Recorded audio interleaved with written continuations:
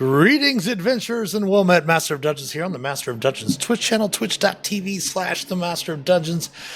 It is Tuesday, the fourth Tuesday of the month, which means it's time for Vecna, Eve of Ruin, live D&D play. We will go ahead and introduce our cast of characters first, and then we will kind of go through a recap. We'll let some of the players kind of recap what happened during the last session, what revelations came about, what other questions might have popped up before we get into play. I do want to note also that we did add some closed captions for the stream as well. You should be able to scroll down to the bottom right of the screen where you can turn the captions on or off. If those are working for you, if there's any issues with that, please let me know in chat. I just added those in over the weekend, so I'm hoping that everything seems to be working. I've got it up on my laptop with my gaming account, and that does seem to be working. So hopefully those will work for you as well. I figured out it would be pretty important since I'm partially deaf, completely deaf in my right ear. That would be something really cool to add since we're not one of the bigger streamers where the closed captions automatically added in. All right. So let's go ahead and introduce our characters. Go ahead, and what we'll do is we'll have you state your character, your mechanics of your race, class, and level, pronouns for your character, as well as a brief backstory of your character as well. So first of all, let's go ahead and start with inspiration before we begin, if you don't have it from last session. But Agnoth, go ahead and introduce yourself.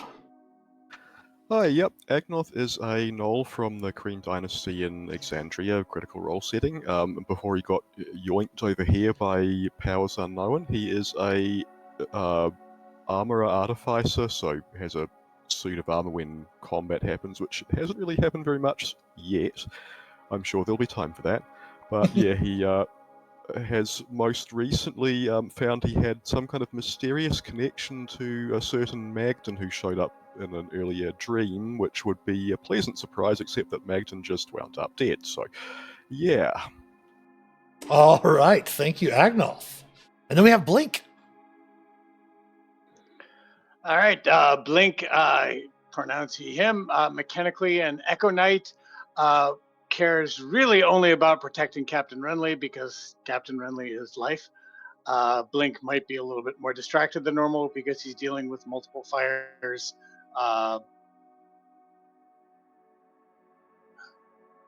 That are causing computer issues, obviously. But we're still going to take care of business here. All right, thank you, Blake. And then we have Captain Renly. Did my audio just cut out too? It was, yeah, your screen froze a little bit, but we explained that you were having the computer issues and all that. Hey everybody, my name is Greg. I play Captain Renly. He's an Aasimar Fathomless Warlock. He is the one with the Blink as a bounty hunter. He is also from Nogvarat in the Exandria Explorer's Guide to Wildmount setting from the Critical Role Netherdeep campaign, and came over here and was separated from his warlock patron Hadal, which makes him very, very sad and suspicious. So doing the best we can to learn what we can here in this strange new land called the Neverwinter, and see what's going to happen. Very excited to get back into it. All right, thank you, Captain Renly. And then we have Das the Blessed, or the Blessed. Yes. Talus Stormlord playing Doth the Blessed. He, him, a enormous minotaur from the other Kryn, the Ancelon or Dragonlance Kryn, who has somehow found himself brought over to the Forgotten Realms with this collection of ragtag friends, who he now calls friends, from other places. He is suspicious of this entire place and has been probably causing as many problems as solving problems, including attacking some very unsuspecting Dragonborn, who he thought were Draconians from his prior land. But he's slowly trying to figure out what's going on here and not fly off the handle ever, or bull in a china shop joke here. He is mechanically a 10th level Oath of Conquest Paladin. All right, thank you very much, Das. And then we have Devana. Devana is a custom lineage Twilight cleric. When you look at her, she might be a dark elf, she might be a high elf. She turns around and she has a tail. So you're not quite sure what she is. If you ask her, she's from over the mountain, and she'll point to the furthest mountains that she can see, which makes Blink think she is from this area, or might know something about this area. If you talk to her over drinks, she will emphatically tell you that no one is after her. And so far, that has been the case. She is just happy to be taking care of this ragtag group of people. All right, thank you, Devana. And then we have Minerva. Hello, I'm Dana, and I'll be playing Minerva Moore. She is also created for our Call of the Netherdeep campaign. She comes from a family of merchants in Port Damali on the Menagerie Coast, and is the proprietor of Moore's Curiosities, which may or may not be a bit of a front. The city is a prime location to obtain and sell obscure items from around the world, though they may find their way here by questionable means. I mean, by Port Damali. She will also go on excursions herself to procure items, and it was during one of these adventures that she met up with all these folks, except for Doss, who she didn't meet until they arrived in Neverwinter. So her contact with one of these artifacts exposed her to a warping influence and has given her mind reading powers and an invisible tentacle that likes to grab things and push people away. Mechanically, she's a custom lineage aberrant mind sorcerer. She dresses like a Victorian shopkeeper with a high lace collar and mutton chop sleeves, and her dusky skin has a lavender hue, and she wears a knowing expression, perhaps because she knows your thoughts. She is hoping to find out more about where they are by reaching out to some underworld contacts, or like she's hoping to find underworld contacts that might know a little bit more what's going on, or maybe magic people, and they have a lead. And so she's looking forward to somebody who also owns a curiosity shop, as it happens. Yes, indeed. Thank you, Minerva.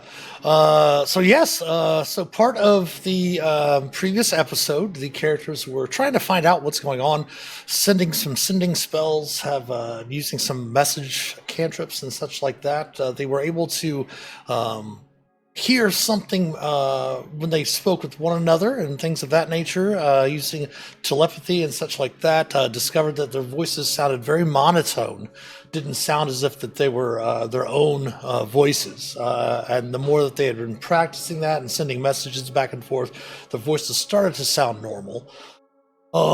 They had also sent sending spells back to their various, particularly to Exandria, and received a lot of, for lack of a fantasy word for it, static and white noise, in addition to a few mumbled words here and there. And Blink and Minerva had also kind of semi-adopted a young girl in Exandria and Wildmount that they had sent to a school. And when they had when Minerva had sent a sending message there, the only words that she could really make back is, "Who is this?" From the young girl.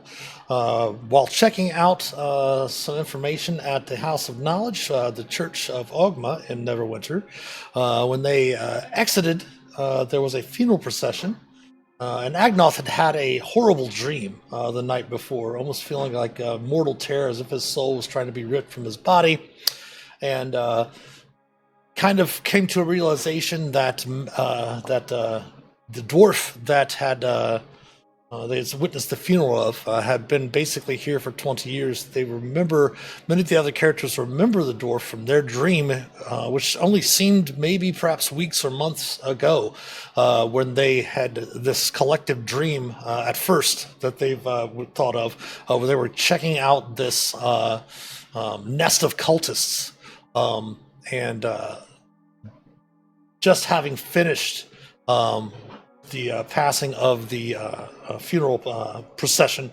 is where we left off, right? Is that a good summary? Anything to add that I might have missed? No, I think we had the only other thing was we had a name. You did. I believe it was Harvin. Yes. As a I believe the ghost in our inn told us potentially that was someone to talk to, and Minerva, did you actually hear that mentioned somewhere else too? I think we heard it from two places. Yeah. Yeah, we got it from two places. Yes, Sabine was the Yeah, ghost. Sabine told us. And then It bubbled up in one of the responses you got back from, ostensibly Exandria, but probably really not. yeah. There was not a single bubble here. Well, but let's head over. Chat suggests that the next shirt should be Captain Renly is life that goes in the merch store. So we're gonna go ahead and go over to. We're not in combat. We're gonna go over to our combat screen though. That way, everyone can see the map of Neverwinter where the characters are currently. They were just outside the House of Knowledge, and it was mentioned to you that Harvin's Curiosity Shop is somewhere down an alley in the Shard of Night. Around the Tower District, somewhere around the Shard of Night in the Fallen Tower area. Not exactly. You don't have exact location, but someplace you can look. And I don't believe it was through a sending spell. I think it was just through some of the discussions here and there that you might have had from different places, as there would be. Wouldn't have been if I mentioned that. That's my misspoke. But that's my misspeaking. There would be no mention of Harvin from Exandria. Right. So, again, you had already discovered the Sleeping Dragon, the Winged Wyvern, and the Dolphin were bridges that crossed over River Neverwinter. Heading goes from the Protectoress Enclave, where you're at currently, over into Castle Never and the Blue Lake District to the north. That's number one on our priority list. What is number one? Harvin. Okay. Yeah. Well, you do have maps of the area that you picked up from the cartographer. I believe I gave you the name of the cartographer last session as well. Had a couple of shops around Neverwinter also. Yes, it was Moscato's Maps and Legends. There you go.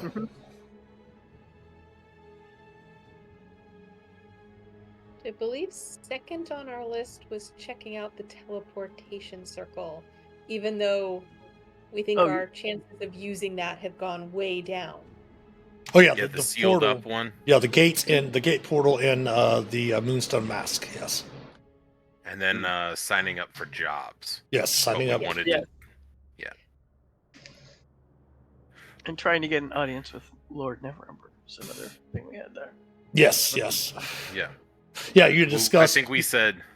Go ahead. Sorry, go ahead, Mitch. No, it's you. Go ahead. I think we said it's like, well, we have zero notoriety over here, and so we need to get some notoriety in order for Neverember to even want to meet with us. And so, but yeah, Minerva. So this is a colleague, perhaps, or perhaps a future colleague. Should we lurk? Should we sneak? Should we snoop? Is there a certain? Should I walk on my tiptoes and kind of do one of these? Well, I think we should definitely just go in there and talk. And it's a curiosity shop, and so if you show curiosity in the shop, I'm sure he'll volunteer much information. Blink, you're a shoo-in. Right. Blink takes off his shoe and shakes it out. Well, don't want any pebbles in there. Yeah, I mean, I think we go as patrons, and then we discuss, and kind of maybe fish for information about what he might know about our situation. That'd be my Sounds good. Over the dolphin then. Over the dolphin. All right, so you're able to make your way through the streets. Obviously, the funeral procession passing by, heading down towards the west of the city. Making your way across the Dolphin, you're able to make your way into the Tower District, through the Blue Lake District, of course. Pardon me, into the Tower District as well. Trying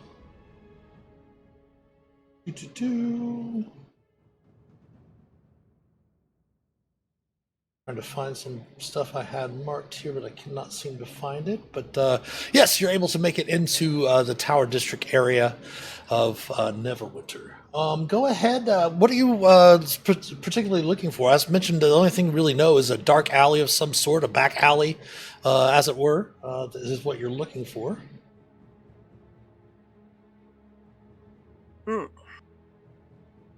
Well, yeah, I guess. I mean, we could ask people on the street. I mean, if it's a curiosity shop, somebody must have noticed it, right?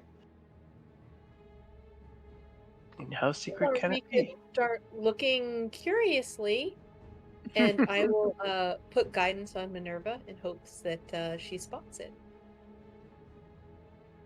Because we don't know the particular street, right? We just know it's like some down some alley. Correct. Okay, all right. You did discover last time, as I recall, going through the Protectorate's Enclave area, that much of Neverwinter has been rebuilt, Right. within the past probably 40 years, the last 100 years or something like that, from the eruption of Mount Hotnau. But you do recall that some of the maps that you picked up of Neverwinter, you do note, Renly, that some of them have this area listed as the Tower District, while other sections of some of the other different maps here and there have it listed as a different located as what's called the River District as well, in some of the older maps. So Tower or River District? Yes. Okay. Well, and we also don't know if our query, Harvin, is I mean, that seems like it might be an old name, so it might be Harvin the Second, or something of the sort, if the shop itself still exists. So I'll just be pointing out the differences, like especially to Agnoth and Minerva as we're going across, because I know Agnoth had like kind of looked at some of the city layout stuff on the maps as well. So yeah, and also just looking for any kind of people being leery-eyed, or maybe that we're catching a little bit of an odd look from, not for danger's sake, but for maybe like, hey, if there's kind of sneaky looking folk about, maybe they could point us in the right direction. Okay. You No, do know. sir, for danger's sake. Yes, for danger. Of course. One of the things you notice when you come into the Tower District, you kind of notice it at first. You think it's one of the more taller buildings in the area. But as you get closer, you do note that there's what appears to be a floating tower above a cluster of the buildings. It does appear to be made of alabaster, but just does seem to be floating in the air. As you get closer, you can see that there's no base to the tower. Kind of in the area of the Shard of Night. The map really hasn't been updated too recently, within the past, probably 30 years or so. But that does appear at that location of what is called the Shard of Night. But go ahead. Go ahead. Oh, I was just saying that's interesting. It's that tower floating up there. I was going to say, it's like, are all these buildings around here seem newer or older in this particular district? Very similar to the Protector's Enclave. A lot of them, they're patched here and there with newer construction here and there, built upon some of the other ruins and things of that nature. Devana, you do get a sense of calm when you see that tower floating there. I'll share that with everyone. I think we should go check out that tower. It makes me feel incredibly calm. Calm is a good place to start, I think.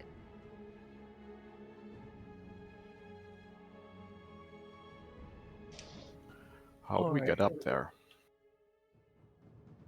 That's a good question. I'm no architect, but it doesn't look structurally sound. There does not seem to be How any. far up is it? Probably a good. Oh, a good 100 feet or so. You do know the tower does have some what appears to be like ripped earth underneath it. There also seems to be another small shard of a tower kind of off to the side of it a little bit. But it does seem to be made of like an alabaster color on the outside of it. And there is a holy symbol out there as well. So since you've chatted with Sabine over the course of your long rest last eve, she gave you kind of a lowdown of some of the different deities and things like that when she discovered that you weren't actually not from this area, but not from this world. Because she could, sense emotions and sense, thoughts and things like that. Go ahead and give me religion checks this time without disadvantage.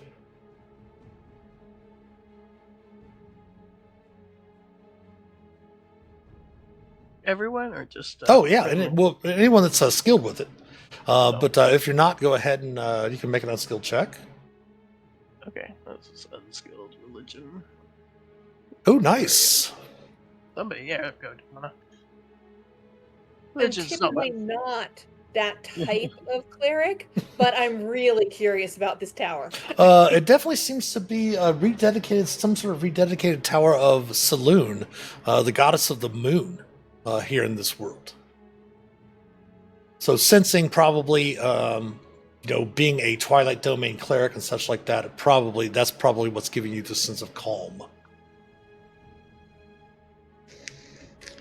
But yes, you could ask around the streets looking for this Harvin's Curiosity Shop, if you wish.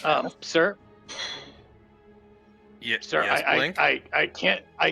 I can't get us up there, but if you want, I can take a look at the tower. I like visiting Selûne. So. Well, I think it's not that same type of saloon. Less of the double doors and drinks being served. It's more of a temple, Blink. Blink, it's more like when I went Yeah, down saloons are that temples. route for a couple of days. Blink will say, I don't think you understand me. You're not keeping up with my thoughts. So just a sec here. And I will poof out my avatar, shoot him 50 feet up in the air. Okay. I can look at the saloon if you want me to. That's what I'm saying, sir. I don't have to.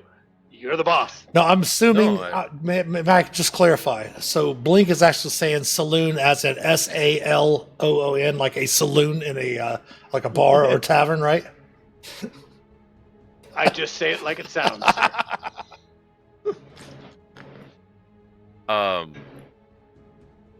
Renly will just kind of shrug and be like, I mean, it doesn't hurt to have the Echo look at the temple, right? None of us really know where the entrance is, so to speak. So, and then I'll just kind of look around to see if that gets any reaction that the Echo's out floating about. Go ahead and give me perception checks. Oh, nice.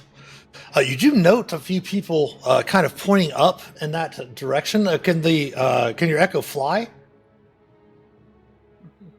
The Echo can fly. I don't hear Renly at all, though, because I'm blind and deaf while the Echo's out. Gotcha. As you looking about, those of you that are still down on the ground there, you do see a few people here and there kind of pointing up and hear a few things here and there. Devana and Renly, you can hear people saying, Selûne has blessed us again. The shard of the moon. Pride of Neverwinter. That is interesting what have that I they done? think it is a blessing to have Blink Echo up there. Well, obviously, I think it's a blessing. It does appear to be some sort of, like an echo shadow type of thing. So it doesn't seem to be an actual person. But they seem to notice it at first, not really noticing that Blink is the one that conjured it,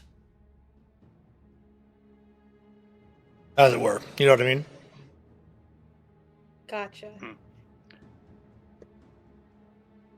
Angels in the outfield too, Neverwinter. Nice.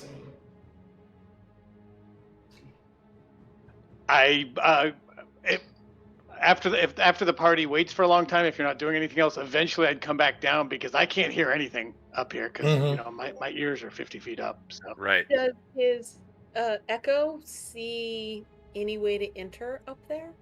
Does see that there I were, didn't go all the way up there. from the 50 feet, though, it was, like I said, this is about 100, 150 feet up.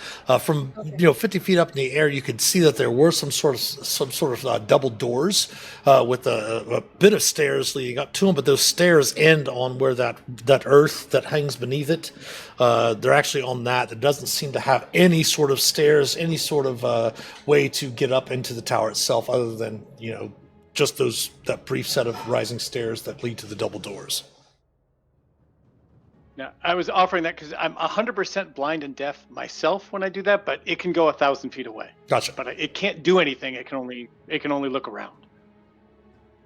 No, Panda, they weren't swinging double doors like a saloon. Nice. I like that. I mean, that's the important question. It really is.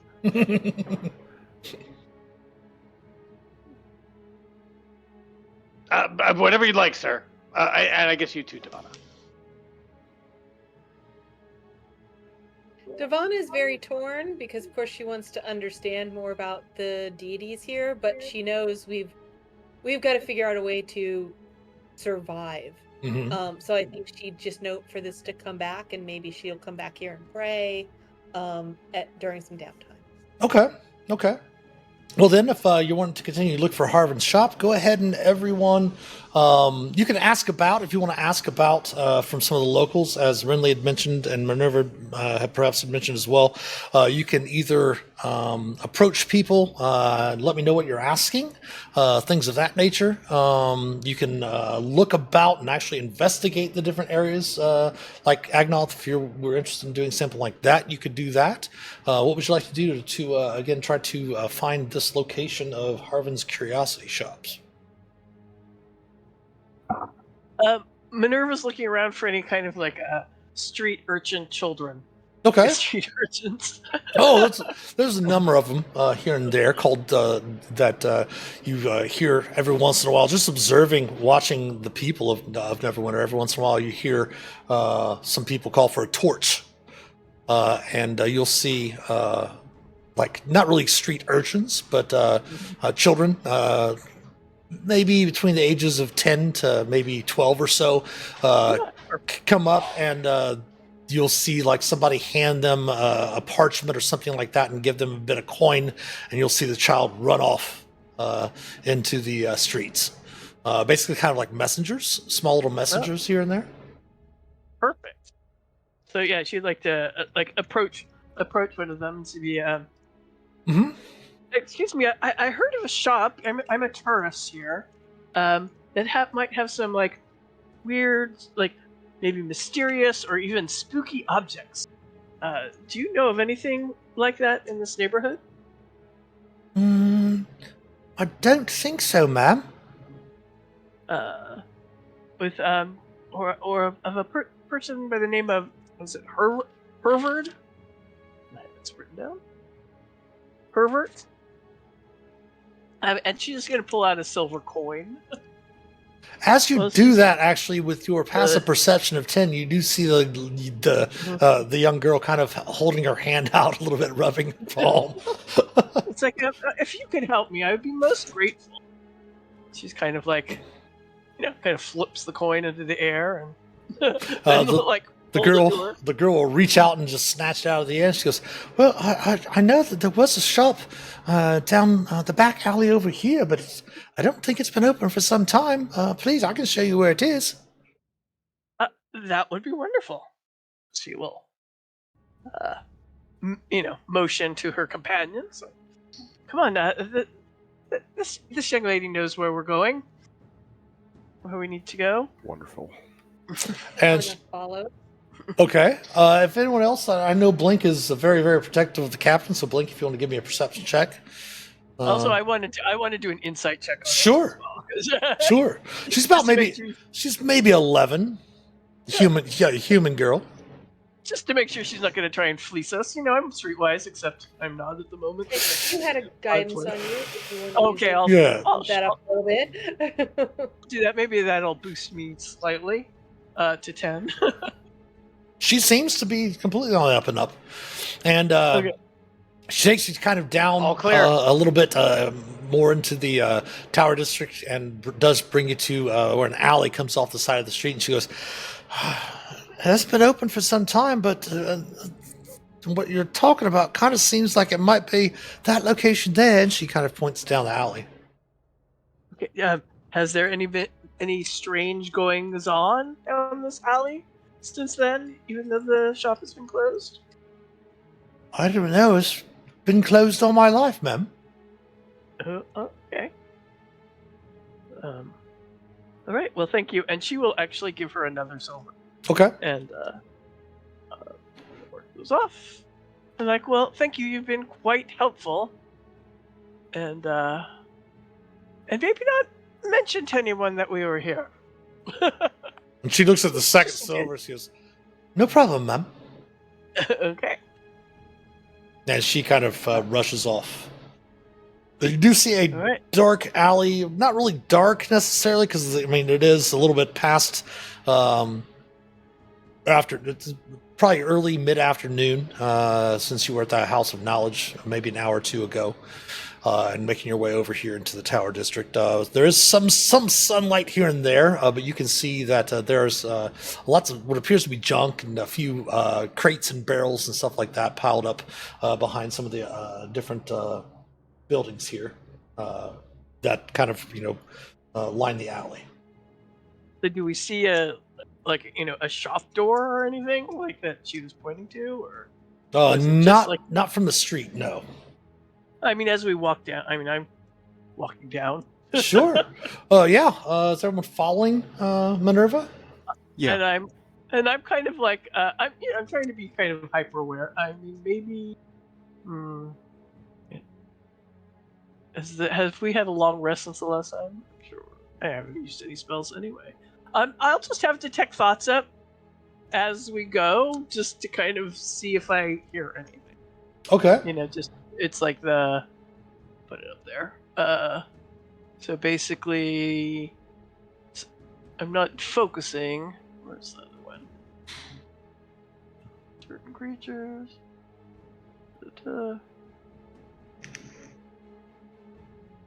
Blink, would you mind making sure we're Yeah. not being followed?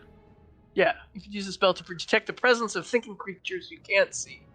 So I can search Alright. the thoughts within 30 feet as I walk. Okay. And I will walk around 31 feet away. As I have it for a minute. Okay. Actually, so as you're traveling down there, everyone else that's traveling with Minerva, go ahead and give me perception checks or investigation checks, your choice.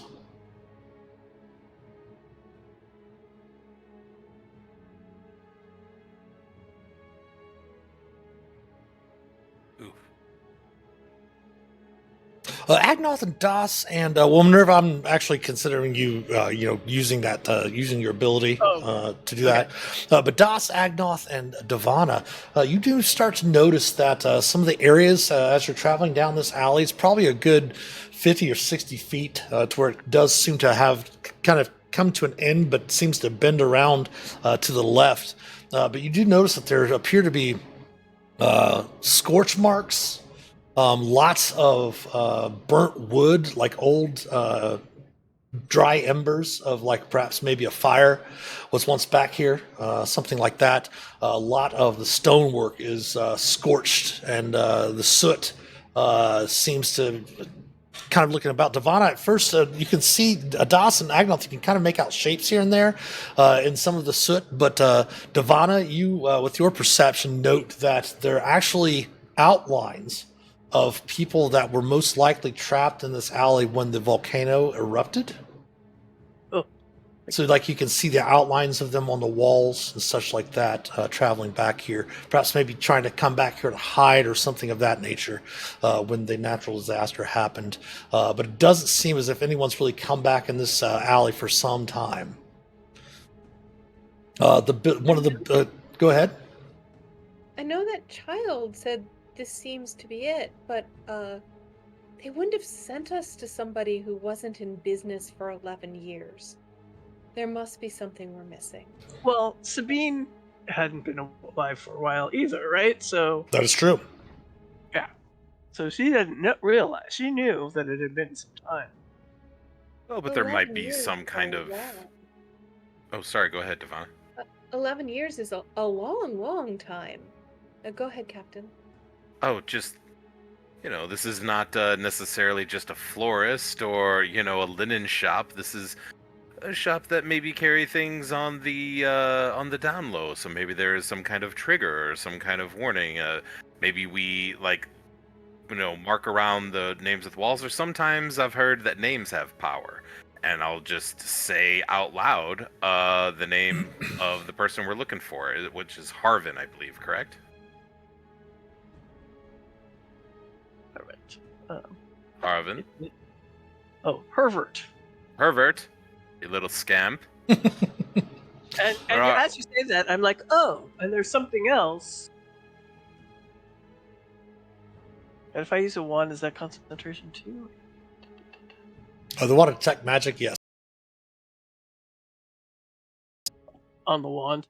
Well, I'm focusing on something else. So somebody want to use my wand because you don't need attunement to see if there's magic around.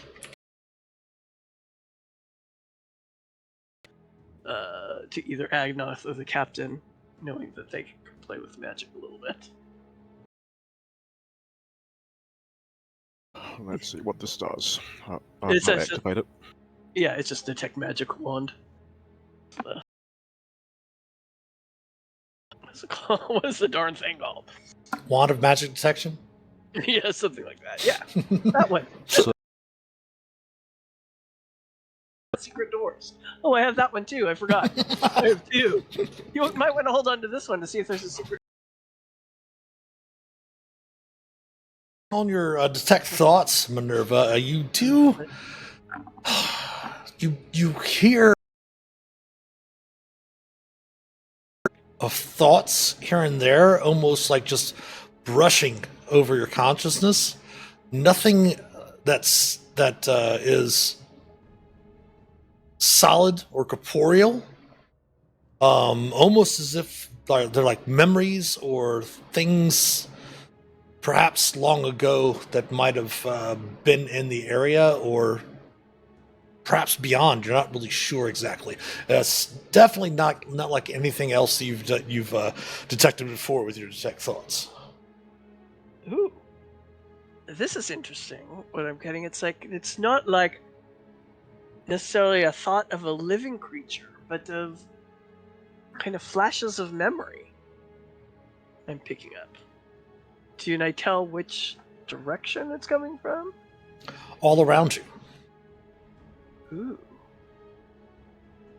And coming around the end of the alleyway, you do note that there's a lot more rubble down here at the end of the alleyway.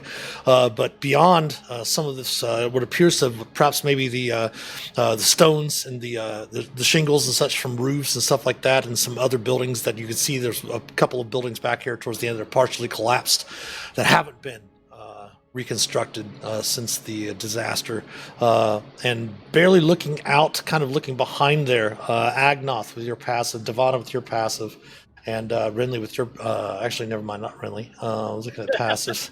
Devana and Agnoth with your passives of 15 or higher.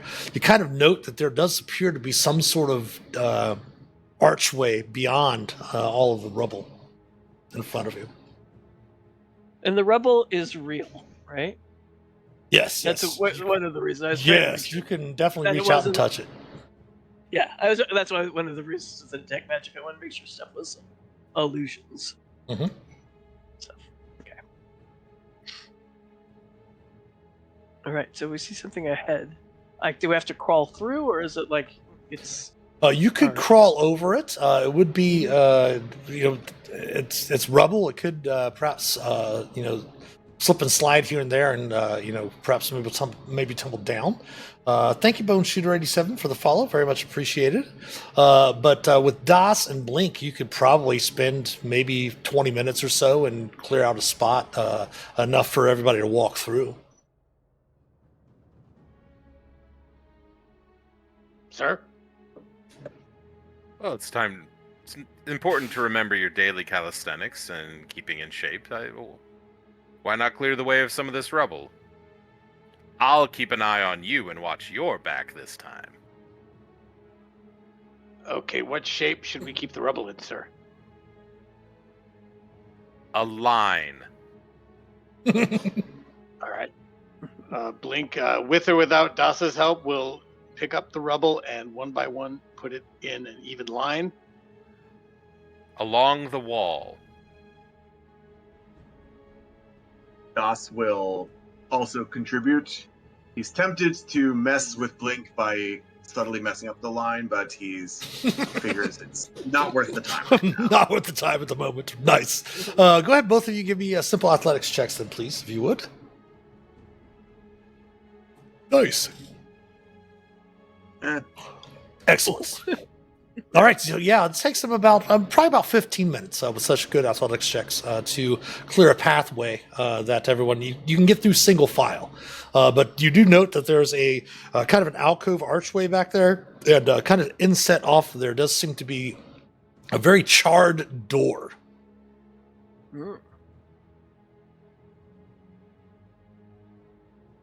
There does appear to be the remnants of a sign inside the archway itself.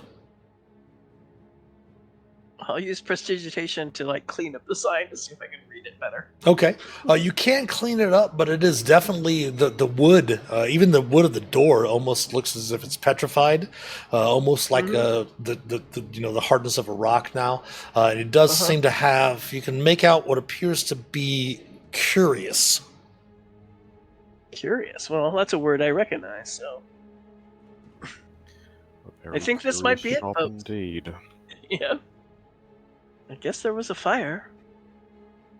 It's a lot of exercise just to go shopping. Well, if no one's been in there, they might have some interesting objects as well. True. Or maybe there's another ghost that can help us out. Perhaps. This could be dangerous, so we have Blink's buddy open the door for us. Blink looks around for a buddy. Blink's buddy or my tentacle. The other you, Blink. Sir, he can't open doors. Don't say it too loud. You'll hurt his feelings. I'm like halfway through apologizing before I just facepalm. And say, well, it's the thought that counts, I guess. Maybe let's just open the door. Who would like to try to open the door? I mean, sir, doesn't the furry guy do that usually? Which one? Das will just walk up and open the door without pausing. Just open the door. Okay. If it opens, it's locked. It actually seems to be stuck. It doesn't even seem to budge. Even with like a locked door, you'd get a little bit of resistance, but it's almost perhaps maybe just from the volcano, maybe the eruption seems to be fused. Das will take. I don't know if he would have brought his shield along with him. He tends to carry all of his stuff with him anyway. So if he does have his shield, he'll use that basically as a form of a battering ram. Take a couple steps back, kind of hold himself up, and shield forward. Also head and horns forward. Just take a couple trots forward and smack right into the door. Blink is not snickering. Go ahead and give me an athletics check with disadvantage, Das, if you would, please. Oh. Oops. What? Nice. 18. An 18. Slamming in to the door. At first, you're not really sure if anything happened, Das, but suddenly you start hearing cracking as the petrified wood all around you begins to kind of crack and crumble all around you, and it eventually the door itself just collapses into piles of rubble and dust around your hooves. And looking in, you see a dark chamber beyond. Hey, Mandy. Yes, having a great session. Thank you so much. Welcome, friends, and enter. And Das will give a half bow to his colleagues, and if any of them wants to go first, they're welcome to. Otherwise, he will just march in. Okay. And hello, Bone Shooter. Hope you're having a good evening as well. So entering in, you look around and you see lots and lots of dust, cobwebs. You can hear dripping here and there. It does reek of mildew and decay inside the chamber beyond. It does seem to have once been some sort of perhaps store inside. But everything it seems to lie in ruin all in front of you.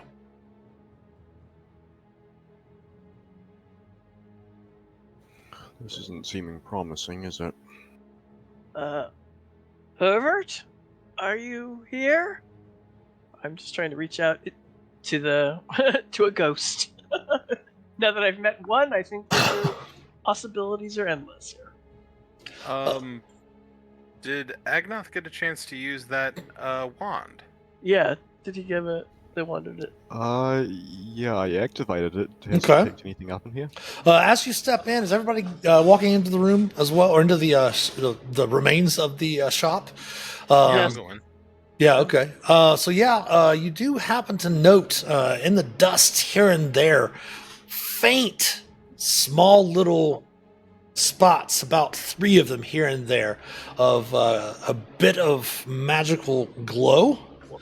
But definitely seems to, with all of the soot and the dust and cobwebs and such like that, you might not really sure exactly what you're seeing.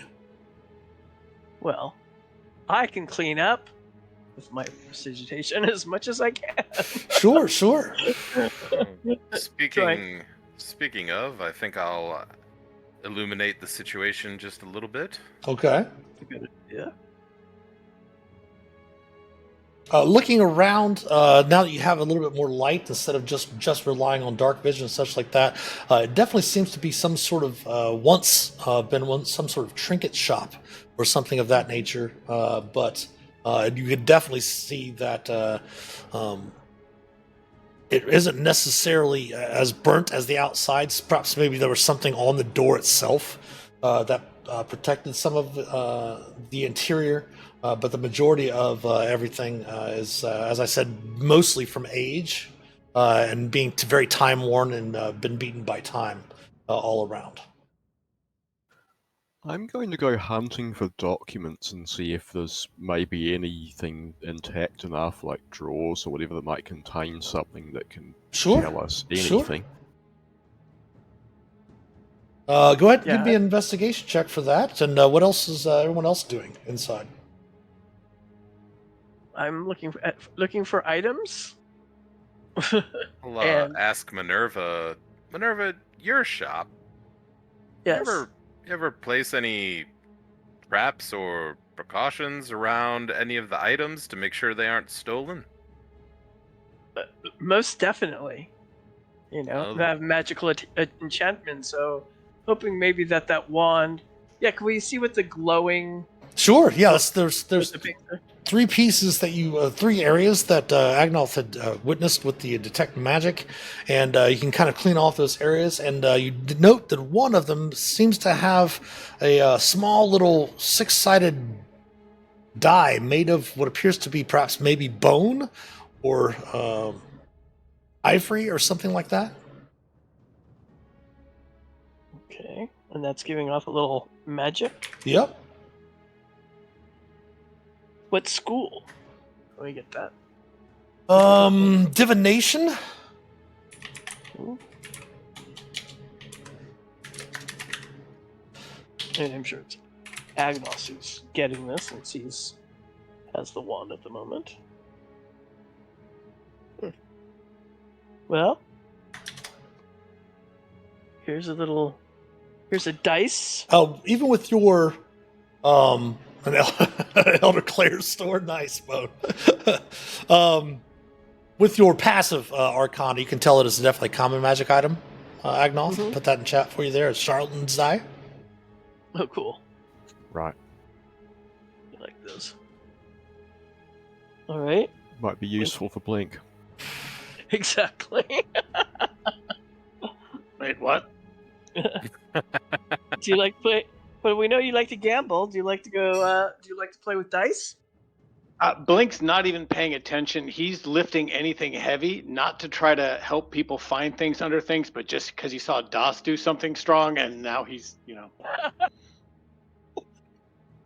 feeling he's got to keep pace somehow. So what's the Das what? Das is not noticing this.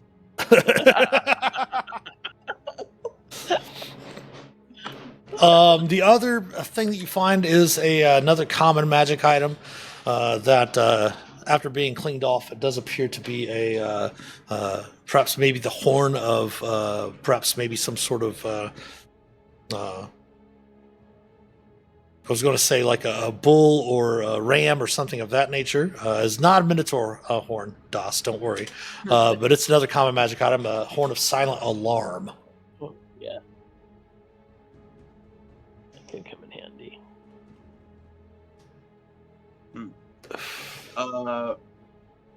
Just because why not? Das will throw up some divine sense here, Okay. just to see if anything pops. Now, if I remember divine sense, I'll throw it into the chat here.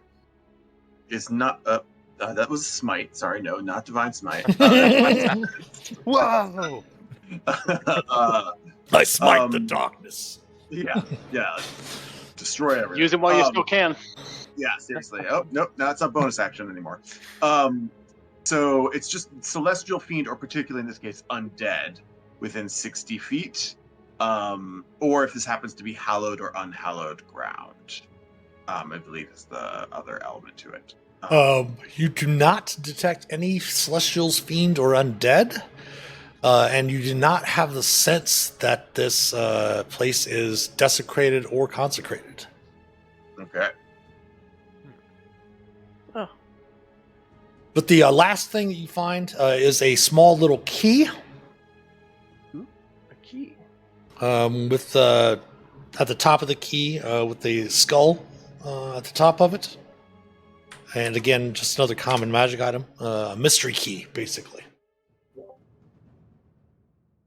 Are there any clues here as to, I mean, did it get destroyed in the volcano eruption? Does it look like foul play?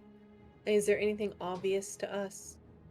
With your passive perception and just even your, with because you're observant as well, right? Mm-hmm. Yes. Yeah, you can definitely tell that there doesn't seem to have been necessarily foul play. It's just this place has not been, the inside of this place has probably not been seen someone in here for at least probably 50 years or so. Wow, that is quite some time. Is there anything that we can find that would indicate that this is Parvat's place, or is this just something we've stumbled upon? From speaking with Sabine, from talking with the people on the street, from talking with the torch and such like that, you do believe that this is the location that you were looking for. Okay. But we don't find anything that tells more of a story than that. Not really. What was your investigation check looking through? You do find a couple of drawers here and there that would probably have contained like records and things like that. You do note that there's a couple of wooden boxes that you open up, but inside all of the parchment and such like that is turned to dust. I'd like to look around for secret doors. Okay, go ahead and give me a perception check. An active perception check, please.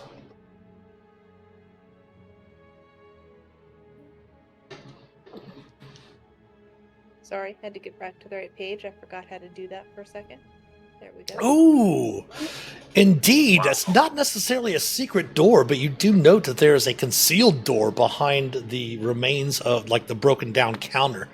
Of the remains of the counter behind there does seem to be some sort of concealed door.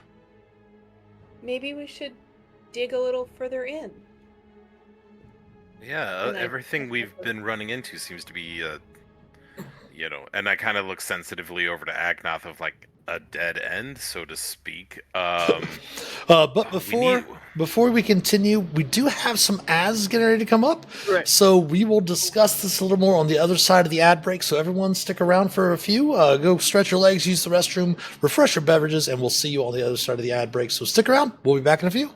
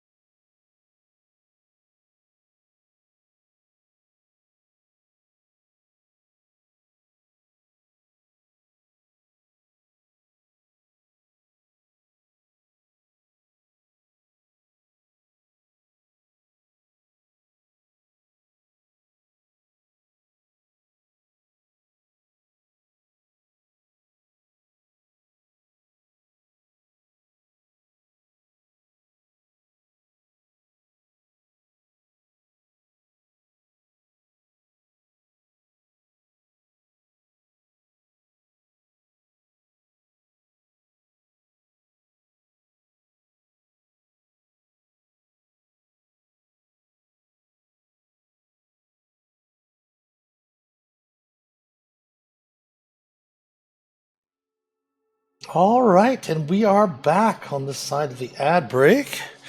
Make sure that the captions are working again. There we go. I didn't realize that the captions would pick up my microphone even when the scene cuts out, so I'll have to look into those settings as well. I'll have to just turn them off in between when we go on breaks. But that's what you found so far here. What were you also have the concealed door. And what else were you mentioning, Captain Rinley, before we went on break? Oh no, that was just something we had mentioned off stream. It's no big deal. I'm concentrating on the door. Okay. Yeah, there's a good chance there's a safe somewhere in the shop, I would assume. Perhaps.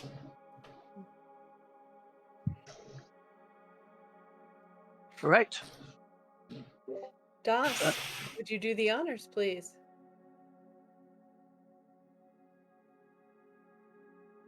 Das needs to get off mute. How's the door look in terms of being fused? It looks completely, totally normal. All right. Das is just going to open it. Having his shield ready, why not? But, you know. Okay. Go ahead and give me a dexterity saving throw. Aha. Dexterity. Crap. Let's see. Are you within 10 feet of you? Yeah. That's a good point. I need to actually. Nice paladin joke. Yeah. All right. There we go. Dexterity. 17. Nice, yeah. You're kind of able to pull your hand back as you go to open the door, so you only take half of this damage. Only 2. Wow, that was a really low roll for 3d6. 2 points of lightning damage. This is a big shock that comes from the door as you go to try to open the door. Oh yeah, So we were just talking about traps, weren't we? I was Sir, gonna- that's what I meant. The other fuzzy guy, sir. Because of that. I wasn't able to even get the door open. That was like literally just by touching Correct. it. Is that Yes, correct. right? All right. Das smarting. Das was slightly. rubbing his hooves. He was rubbing his hooves on the carpet. Yeah. Now there are still. Yeah, I believe your water of magic detection has 3 charges, right? Because obviously it'd been 10 minutes since Agnoth had cast the last one. Yeah. You could do it again, or you can use your artificer ways with it. That's true too. It's free charges. I'll use it again and Yep. take a closer look at this this door. Is it still a problem? Yes, indeed. It does seem to have some sort of arcane glyph or ward on it. There's a ward on this one. Do I have dispel magic? Let me check. I don't. I might. 3rd level. Yes. I will cast dispel magic on it. As Minerva does, Agnoth, you can see the glyph disappear. Looks like you got it, so I guess it's safe unless there's another trap of a more physical nature. Das will open the door. All right, and the door indeed does open. Beyond, with because do Minotaurs have dark vision? He does. Okay, well, plus you do have Brinley's light spell. You can actually see that there does appear to be some sort of like studio. I want to say studio apartment, but it's like you can see that there is an old dusty bed. There does seem to be like a small little kitchenette area, and a small little area like a small table for sitting down to eat, and such like that. Perhaps maybe some private quarters back here. Behind the shop itself. Das will again sort of step slightly to the side so his companions with either the light or better sort of arcane perceptions can take a look. Okay. I'm looking around to see if there's a safe. Okay, go ahead and give me an investigation check. looking about, again, there's a perhaps maybe an old ice box, which definitely does not contain any ice, bone dry now. Looking through some of the cabinets, rotten, petrified food here and there. Some utensils still in a small wash basin with the pitcher that you would pour water into the wash basin, broken and cracked to the side. With the investigation check, however, you do note that near the bed there is some loose floorboards, and indeed behind it there does seem to be some sort of locked coffer. Well, here we go. Agnoth, would you like to check this lock? I'll hold the wand up to it and take a look at that one too. Guidance. That would be the last one. Well, using the wand would still be working with this because it concentrated for 10 minutes. It does not seem to have any sort of magics on the coffer itself. Oh, this one looks clean. I'm sure it's locked, and I think you're better at unlocking things than me. Do I have the items for this? I do. Do I have proficiency in them? You have proficiency in do, because you're an everything. artificer. Oh, that's right. I should remember these things. We do only play this campaign the second and fourth Tuesdays of the month, everyone. So we've got other games going on. So Okay, so I'm going to give He this a still shot. thinks he's a dead rogue. Yeah, something like that. Although that would make it worse, wouldn't it? That's true.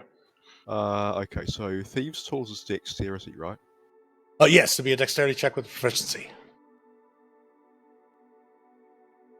Oof. Right. Oh no. That's a no. Agnoth, give me a Constitution saving throw. Okay, and that's probably because of rolling a 1 rather than anything from the actual lock. No, you feel a prick of a needle on your finger. Cool. I'm going to use my inspiration on this because I don't trust it. Keep in mind, you are within DOS. This area is small enough to where you can get DOS's bonus as well. Plus, you can use your inspiration, definitely. Which is a +3, right? Yes. So 18, you 18, do make yeah. your save. You do not become poisoned, and you do not take any damage. It was there. It was just not on the door I thought it was going to be on. Out. You found it though. Yes. On the plus side, found it. it's disarmed. Give me another Well, maybe we have to- give me an investigation check on it. Tavana will. No problem, I should Agnoth. have guidance on him a moment too late. No but worries. You have guidance for your next check. There you go. Agnoth, it did reset itself. Oh, this is a problem. It's still armed. What kind of check would it be to try to disarm a trap? Is it still thieves' tools? Or- Yep, still thieves' tools. Oh, you can use thieves' tools for that too. Okay, Yep. so here we go. Going to be thieves' tools plus the guidance. Yep.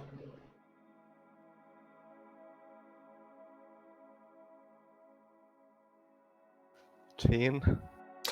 Give me. Actually, you don't have to make the save again. You do take a point of damage, of piercing damage, though, as the needle does pop out. You had already made your Constitution saving throw, so you want to save against this poison for the next 24 hours. However, you do take a point of piercing damage, as the needle does indeed pop out again, as your check to remove the trap is unsuccessful. Tavana doesn't like that at all. We may just need to break it open. Yeah, what's this box made of? Some sort of metal.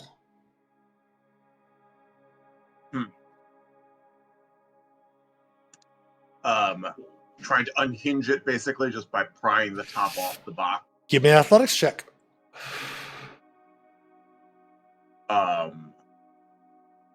Blink, if you want to help, you can help. Tavana has a flashback to a life where she was an artificer herself. Says, "Do you heat metal by any chance?"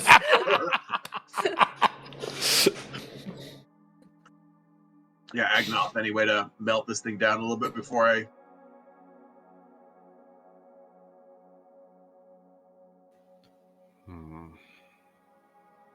Not unless a lightning bolt helps. All right. All right. I will try an athletics check then. It will not budge. The metal definitely seems to be made of a very dark, non-reflective material. Are there like any signs that it can be taken apart with tools of any sort? What's your suggestion? I don't know, like tinkers to like we have an artificer here, and I don't know if he has the all-purpose tool. Oh, but he's he's- proficient in everything. He is proficient right? in everything. He's just Yeah. not rolling very well. Back rather than do the lock in the front. Well, it's like maybe he'll be using his intelligence or something might be better. So I was like, so you can figure it Sure. out Yeah. using tinker tools or something. If you like want to, that. if you want to use your thieves' tools with your intelligence instead of your dexterity modifier, that is totally acceptable. I will One do more guidance try. again.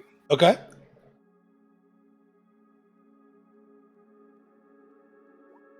There Nice. we go. You're able to remove the trap, and with the guidance, I'll go ahead and allow you to unlock it as well. Finally. Just had to like think about it and see how puzzle it out. Just It all shaking out the worked dwarf vibes. That's all. right. Yep. Yep. Hey, I mean- is that pokey thing still there? Can we take it? That was pretty neat how it kept stabbing you. I mean, is that detachable from the door, or? It is integrated into the lock of the thing itself. You were able to disable it, but it is still inside the lock itself. If you want to maybe take the box with you, that's totally up to you. And maybe perhaps look at it with a little bit more time to study it.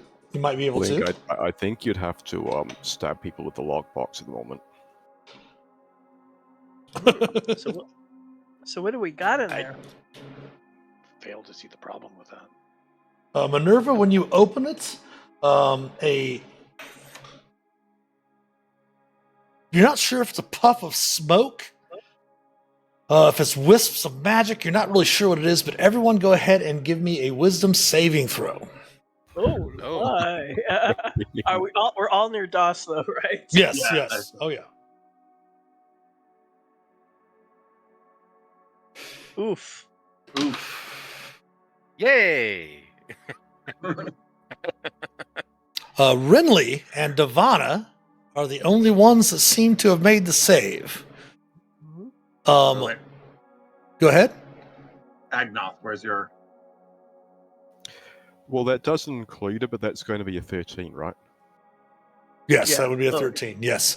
So Davana and Renly, looking around, you see this puff come out. You all hear like screams and cries of agony in your minds, and you see the rest of your party kind of their faces go blank, and they just kind of their eyes close, and they kind of fall to the ground where they stand. But the two of you are able to kind of fight it off a little bit. And kind of peering into the box, you see a number of odd-looking, like trinkets and charms inside there. Davana will immediately go over and try to shake Minerva awake. You can easily do so.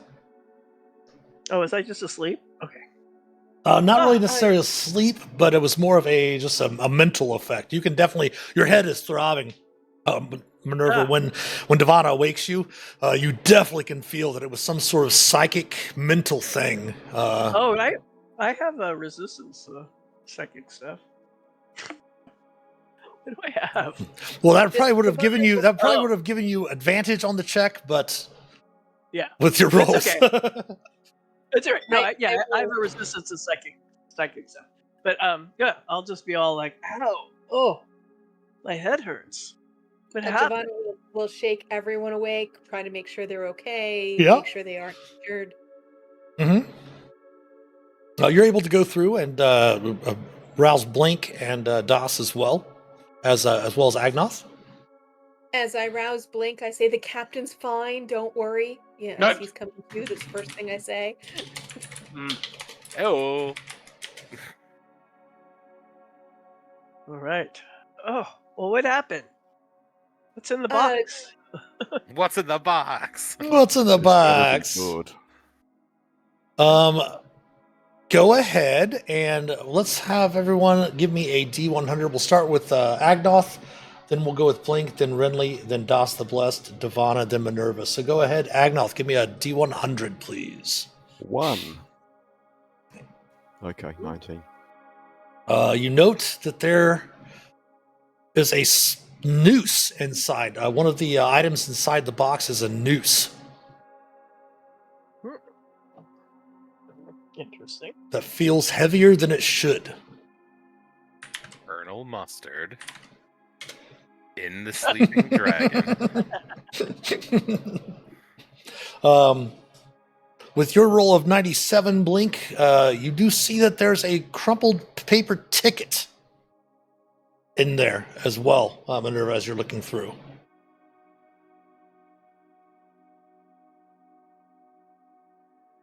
Who was next on the D100 list?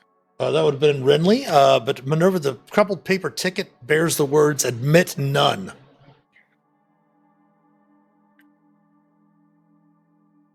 Blakewind did redeem water skins. So everyone, please go ahead and hydrate yourself.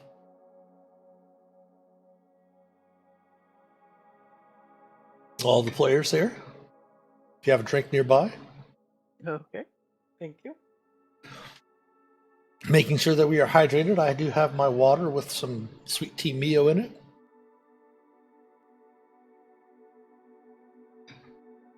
Captain Renly's 38.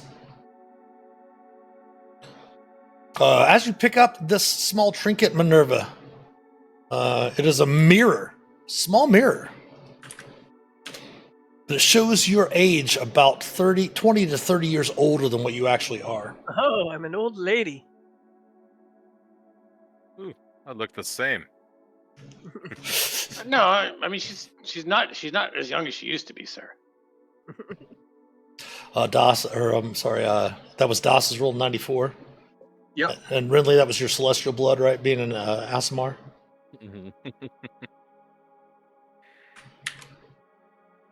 There appears to be a glove with a mouth-like design stitched into the palm. Weird. Like a lady's glove that like Minerva's wearing, or Yes. all right. He will feel like a lady like Minerva and her style. This might fit her style. For her. I don't know And about the mouth, The but maybe. final piece looks very similar to something you already have, Minerva, in a jar. Oh, an eye? A desiccated eye. I thought I lost the eye, but now I got a new one back.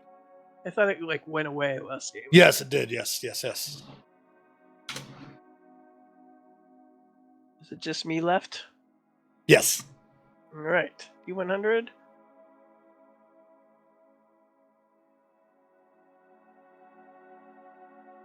That is a 36. And sorry, excuse me. The hair on the back of my neck rose up a little bit. You find a This is not heebie-jeebies. porcelain doll's head Yeah. Nice. that always seems to be looking at you, regardless of how you turn it. The eyes follow Yeah. you. That These is are the all- most apt. Yeah. These are all great things for the shop. My shop back home.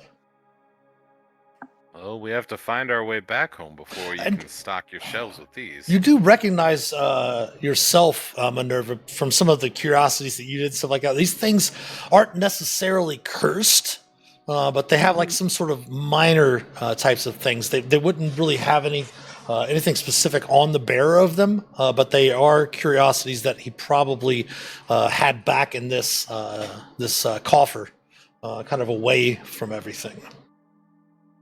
That would normally be in the shop. I wonder why he put these away, why he have these in the shop. Special items? Maybe they were saved for a particular patron. Who knows? Perhaps. Since we've visited this found this curiosity shop, and all we've got to show for it is a bad headache and a bunch of weird knickknacks. Right, Agnoth? I'm with you. I mean, I love a knickknack just as much as the next fellow, but we're still no closer to finding out really anything useful of how to get home, why are we here, what. Devana would remember, but Sarah does not. Why were we specifically sent to the shop? Sabine said that you might be able to find some answers there.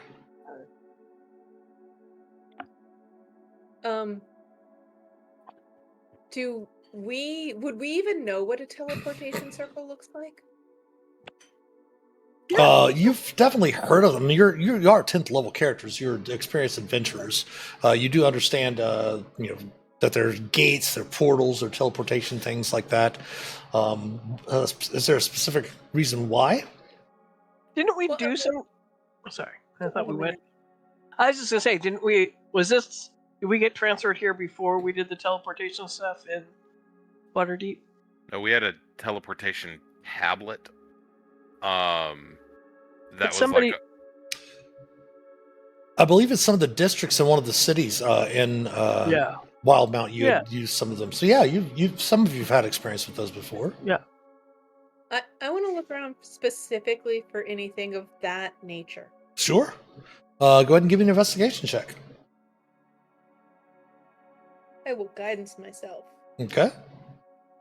I think Agnoth was looking for papers from the other area. Maybe here is a good place to look for papers and books too. You looking around, Devana, just other than this coffer, that is the only thing really of note in this back chamber itself. Why would she have sent us here? This just I don't know. This feels like a little wild goose chase, but Sabine seemed so like she honestly was trying to help us. So Well, why would she have with your God.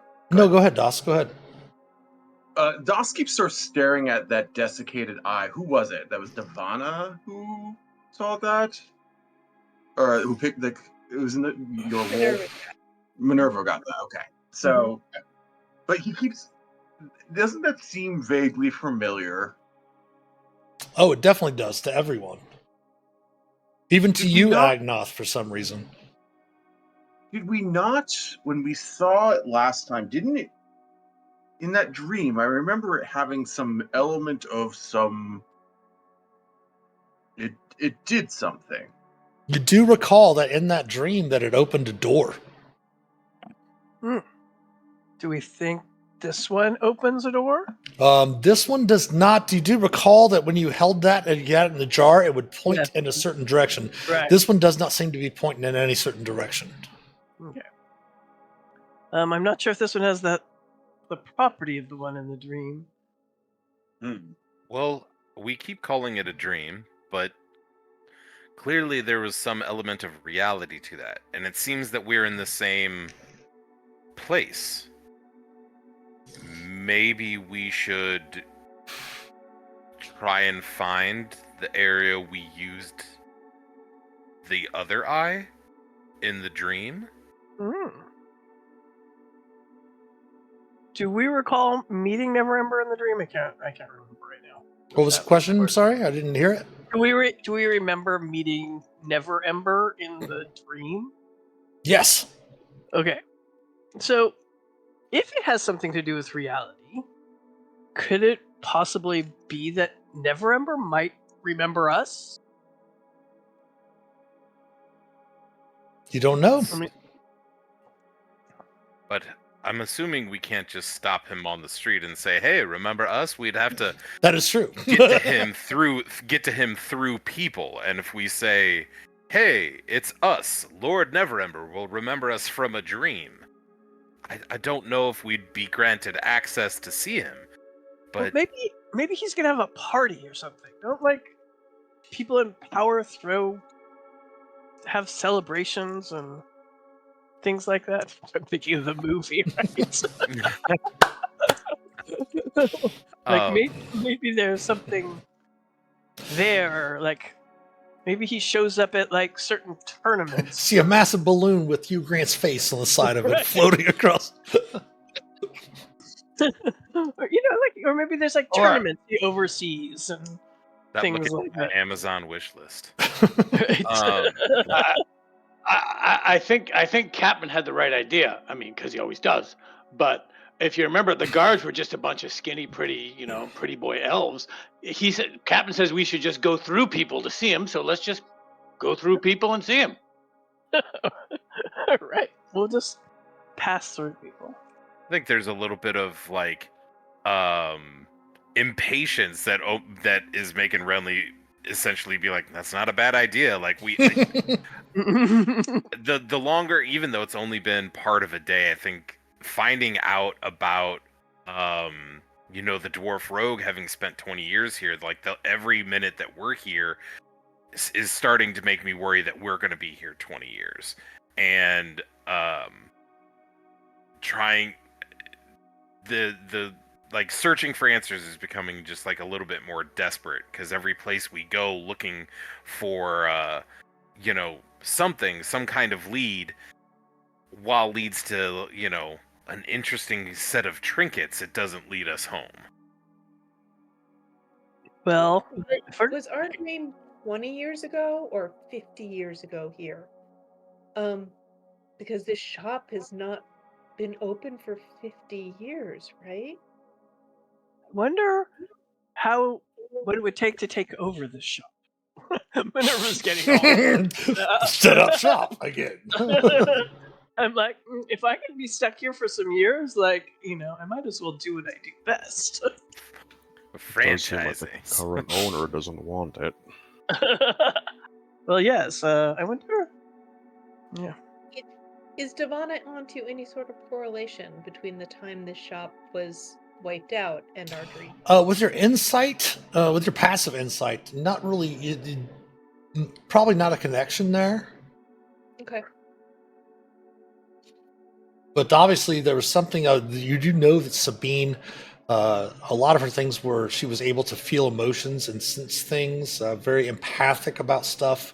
And she sensed that this was where you needed to be. I share that with the group, and my passive insight, for those who are curious, is a 19. So I share that with the group. There's got to be a reason we're here. Sabine is very insightful. We're missing something.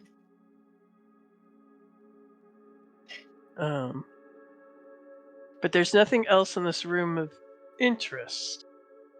Is that what I heard? Correct. And about this time, Renly, your light spell goes off, goes down as you're getting ready to recast it again. But before you do so, Devana and Agnoth, you note that it does not seem, I mean, you're back in this room.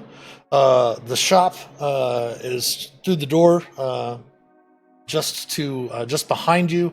The light from the mid-afternoon day was kind of coming down and partially in the alleyway, but it definitely seems to have dimmed outside.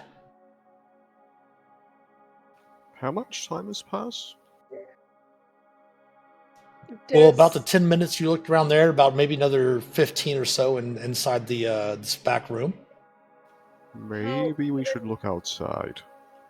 Yeah, given Devana's insight and perception, does this upset her enough that she'd throw up her aura?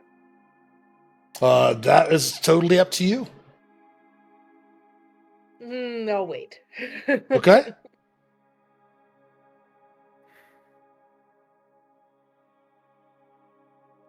So it's just getting a little darker. Yes, Is that it what definitely it- seems to be darker. Well, let's go see what's casting this shadow. Maybe it's a huge hot air balloon with Hugh Grant's face on it. Or it's the floating city. Don't trigger or floating DOS. down. Don't trigger DOS. Don't trigger DOS. All right. Uh, And Renly, I think, will just like kick a wall like on the way out, and then just be, oh god. and start like limping out just out of frustration. Well, obviously there's You- no door there since Das, kind of decimated the door coming in. Looking through the doorway, it definitely seems that the sky is now overcast, and you can see that it appears to be some sort of fog, kind of filling the alleyway in front of you through the rubble that Das and Blink had cleared. Does it seem natural or magical in nature? Seems to be natural from your vantage point. Wonder where this fog is rolling in from. I mean, we are on a coast, yeah? I mean, fog naturally rolls in on, That is on true. coastlines from Yeah. time to time, but it seems the wrong time of day for it to be happening for sure.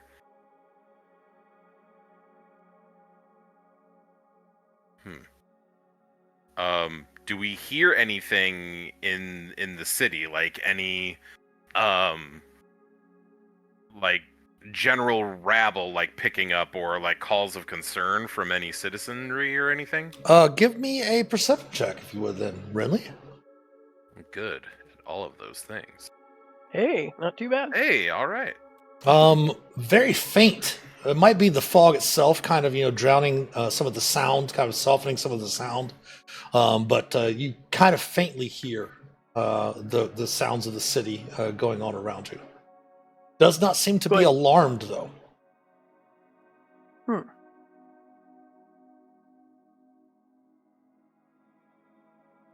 This seems odd. Everyone's feeling that, right? It seems a little odd. It does seem a little maybe odd, not. but But I think not, we were done here anyway. We should check it out. I mean, the rubble's not in a straight line anymore, if that's what you mean, sir. well, seems natural. So, But just a suspicion, and Renly will start walking towards the end of the alley that like we came in at. Okay. so were we really like nervous? Like doesn't it's like feeling nervous about leaving the shop, especially all open. It's just like, are we really done there? And I don't know. She's going to take note of it. It might come into her future somehow. Sure. Kind of walking forward, you do see the fog, kind of rolling across the ground towards the entrance of the shop, and it does, of course, rise higher down the alley. And Renly, you step into it, and the rest of you kind of see Renly disappear into the fog. Renly, you still there, Captain? I light up Twilight Sanctuary. Okay. Captain, you still there? Ridley, as you enter into the fog, you can hear muffled sounds of your companions and such like that, but turning around, you see nothing around you but this fog and mist all around you. And I don't hear Minerva calling out. At first it sounds muffled, but then it just kind of starts to fade away. Does he get my 16 hit points? Temporary hit points. Well, I blew it because I didn't use my telepathic speech thing. Real while quick, I still saw him. My first thing I have a question is, Blink, what do you do? Well, I was going to ask because I typically don't let Renly more than an arm's length aside. Did he disappear from me as well? Yes. Oh yeah. Or was the fog thick enough that I just wouldn't know what happened? Yeah, he stepped into the fog and disappeared. Would I have time to notice that? Because I know that Blink is going to chase after him to quickly do my telepathic thing on him. So before he disappears into the fog. If he disappeared into the fog, you have about 0.3 seconds before Blink runs in. It's an even action, if it means so nothing. it's an action, so it's Sure, you can do it. Yeah, it's not a problem. Okay, so I'm gonna go ahead and say in your mind, okay. Go ahead and pop that up for me. Okay, I'm looking for it here. It is, where is it? What am I leaving? I'm doing that John Travolta gif in the middle of the mist, like. Here we go. Oh, it's a bonus action. It's even quicker. Mhm. So I have to do it on someone I see. So it's got to be blink before he goes into the fog. And you hear, And so- you kind of have that connection. What do you want to say to him? It's like, just keep talking to me. Like, so I want to know that you're not going farther away, and he can go within a number of miles equal to my charisma modifier. So he can be like 4 miles away. But so it's really, I'm more concerned that he's gonna go to another plane of existence after what just happened to us. Like, that's my paranoia at this moment. Like, he's all of a sudden gonna be like, Blink, do you have any disappear. response? keep Whatever the Netherdeep version of humming "It's a Small World" is what I'm going to keep putting Thanks. back in Minerva's mind. Thanks a lot. Cuts off after the first verse. Oh, and so he's just gone. So he's like, Yep. okay, they're gone. He just went more than 4 miles away from. I think we should follow him. And the fog is rolling closer and closer and closer. Devana immediately follows when Minerva says that, and everybody, I guess, except for Renly, because he would have Correct. been away from 30 feet, have 16 temporary hit points. Correct. Okay. All right. And so I say, probably yeah. would have felt that because I can feel if you're my aura with Twilight Sanctuary. You did So feel he with was not Minerva- there. Yeah, with Minerva's confirmation, and when I let out that, I'm in the fog. Okay. All right. So yeah. So I'm like definitely running. As soon as Blink disappears, I'm like, because I follow. As the fog and the mist envelops you kind of. Is none of you going to say "blinked out"? I mean, come on, it's right there. But I miss those all the time. as the misty fog envelops you, you kind of hear distant cries of perhaps maybe a child or moans and such from somebody perhaps maybe wounded and such. But as the cobblestone beneath your feet of the alley gradually disappears, the fog starts to part a bit, and the ground beneath your feet and the cobblestone alley is replaced by a twisted, muddy path through the trees. You see deep ruts in the earth, evidence of the comings and goings of wagons. And the canopy of mist and branches suddenly gives way to black clouds boiling far above your heads. There is a clearing up ahead next to what appears to be a rolling river that widens to form a small pool or lake several hundred feet across. You notice there are a number of colorful tents, about 10 foot in diameter, pitched outside a ring of barrel-topped wagons. And a much larger tent kind of stands near the shore of the lake itself, its sagging form, lit. It seems to be lit from within. You do note that there seem to be shimmering figures of what appear to be unbridled horses, kind of reaching down to quench their thirst from the water. And you hear ghostly sounds of an accordion clash with the faint, ghostly voices singing some sort of song. And the figures themselves seem to be sitting around what appears to be a blue-fired bonfire. The flames of the bonfire itself blue. And they all seem to be chatting with one another and singing very ghostly sounds. But you do see that there's a footpath beyond them, the encampment that meanders towards the river itself and towards the larger tent as well. Here's what that looks like to you. Do we see each other? You do.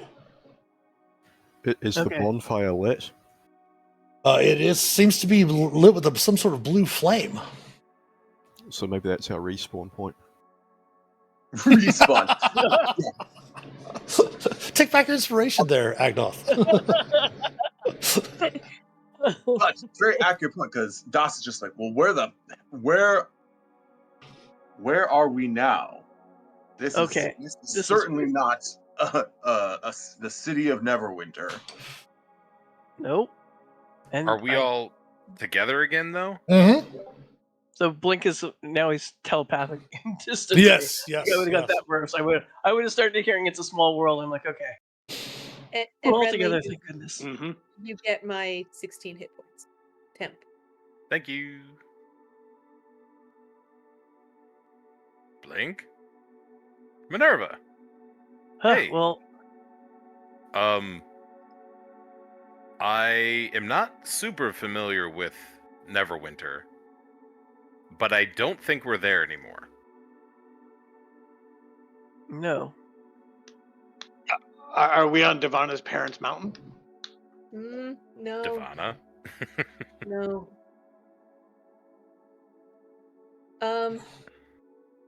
Perhaps we should approach cautiously. With the clouds kind of rolling above your heads and such, you can definitely tell it's nightfall wherever you are. Occasionally, the moon, you can see slivers of the moon through the clouds.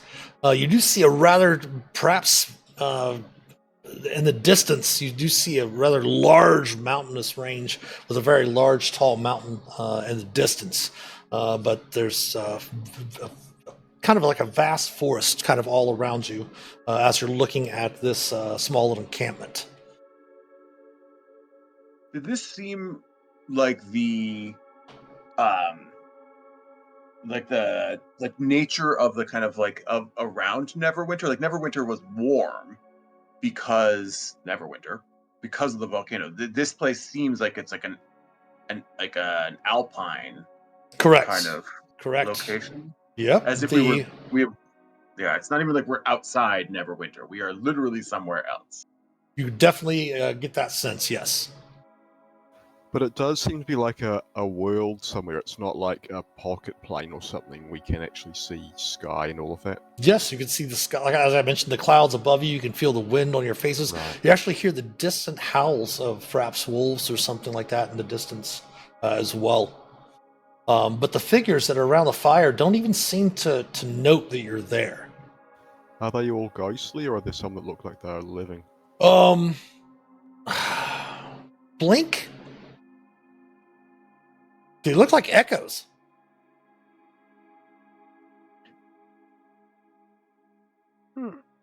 I mean, Sarah, do you want me to go up and I mean, we could all go up and say hi, I'm sure. I think whatever we do, we should stick together. Maybe if... Ugh. What? Where are we? Would I also get any kind of sense of, like, you know, Renly's very much looking to go home. Do I feel like we maybe stepped back into Wildmount at all? This like does... would these echoes look like the knights from the Kryn dynasty, for example? They do not. That we would recognize. They all seem to be wearing patchwork clothing. When they kind of seem to almost phase in and out. They're dressed in vibrant colors. They have lots of them, even sitting around the fire. They seem to have like hip scarves on with bangles here and there. All of them, different genders around with different musical instruments, seem to have a number of necklaces, rather perhaps maybe gaudy, perhaps maybe however you want to, whether you like jewelry or not, earrings, necklaces, rings, bangles on their wrists, things along those lines as well. All right. Well, we might as well just ask them where we are, because at this point, we are stuck in the middle of a completely different place and seemingly Yes. at night. Yes, let's Direct pull over and approach. ask for directions. As you step forward towards them, they again don't seem to take any note of you. Looking down at ourselves, we look substantial to ourselves, right? You indeed do, yes. And to each other as well. Okay. So if I were to test that by saying throwing a rock at Das's head, would it connect? Do you do that? Sure. A small one. Indeed, Very it small does. A little pebble or rock or whatever, it does indeed bounce off of Das's horn. Mm-hmm. Had to be sure, you understand. There are easier ways to have Or done if you it. don't, I'll say it. All right, let's just go. I'll throw a smaller rock. Hail and well met! Das will bellow out towards the people who are gathered out there and start stomping towards them. Okay. As you do, they don't react. But getting closer, you first. definitely see them. They almost kind of flicker, kind of like the way that smoke flickers above a flame. They kind of flicker in and out as you get closer. And getting closer, as Blink had mentioned, they do appear to be like reflections or echoes of some sort, all sitting around. They definitely seem to be some sort of nomadic tribe, nomadic group of people. Maybe we should listen to them. Well, talking to him's Yeah. not doing much, so yeah, why not? Are they saying stuff? Are they singing? Again, the sounds are very, again, very echoey, ghost like. They're making sounds. They do seem to be singing, but they don't really. You can't really make out the words. You can barely make out some sort of melody. Did somebody already check to see if they're ghosts? I'm sorry. Stay still there for a minute. Sir, may I? Absolutely, Blink. I've got no other idea of what to do. All right, I go and take the rock that I threw at Das, and I throw it at the nearest little ghostly echo thing. Goes right through it. But as it lands, you do hear a growl from the larger tent that was more decorated. You can see as you throw that there, Das, being that you're closer to them, having stepped forward to bellow out greetings to them, you can see that the larger tent is decorated with like silk scarves, different trinkets. You can see some pots and pans and such like that, cooking utensils hanging from the outside of it. And you note that there does seem to be a rather large mastiff by that tent, growling in your direction as the rock lands that Blink throws. And the Mastiff looks solid. Yes. All right. Well, I was going to say, if these people aren't real, but their tents are, that would be a place to start. So if their Mastiff is real, let's walk up to this Mastiff and say, hey, buddy. As you get closer, you can see that it does appear to be some sort of old, like an older wolf dog. It does growl and kind of begins to bark at your approach. But as you get closer, you see the dog kind of starts to whimper and whine a bit, kind of cowering near the entrance to the tent. Devana trolls through her bag to see if she has anything a wolf would like to eat. I'm sure she comes up with something, and Oh, you still have some rations. Yeah, you could probably find something there. As you're kind of looking through, you see the tent flap of the large tent kind of pull to the side, and see kind of light coming from behind a figure, perhaps maybe a little over 5 foot, hunched over. You can't really see their face, but you can see that they do seem to have long, grayish white hair hanging from beneath a scarf wrapped around their head, and you can hear the jingling of bangles that the figure seems to be wearing in different, necklaces, things like that, perhaps even a headpiece that jingles. Ah, I was expecting you. Please, children, come in.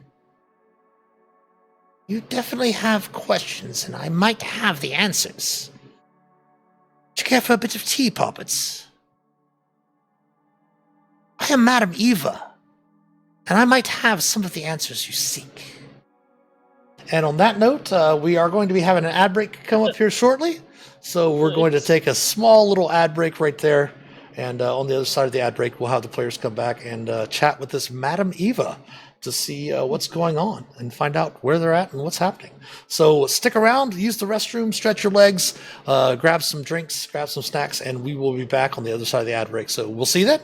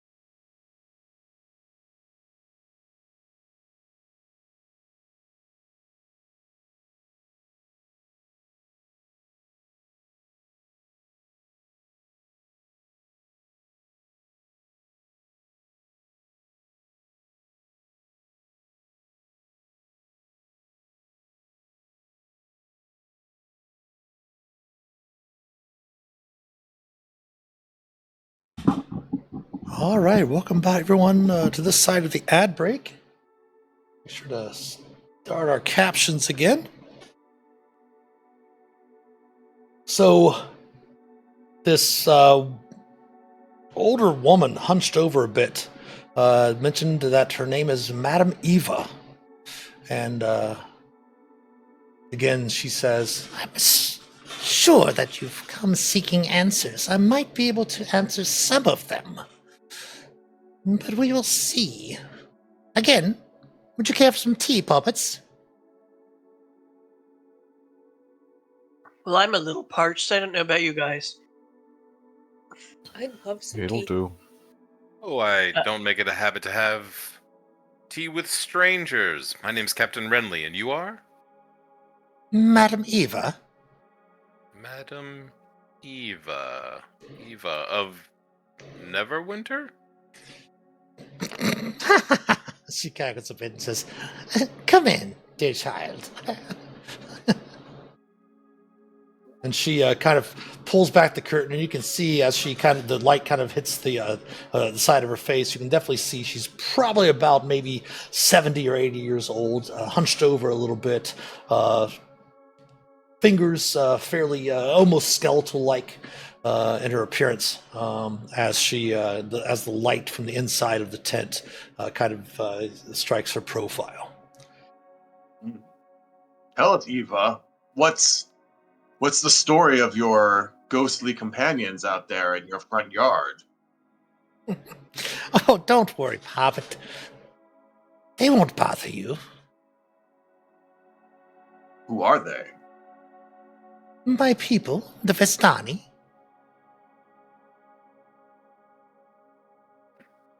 Why do you look so healthy, vibrant, and they seem so ghostly? Transparent. Come in and I will explain all, she says. All right, very well.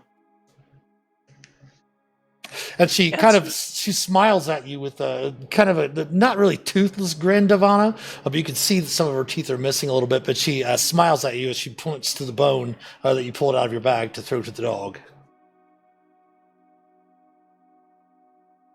Devana nods and smiles back.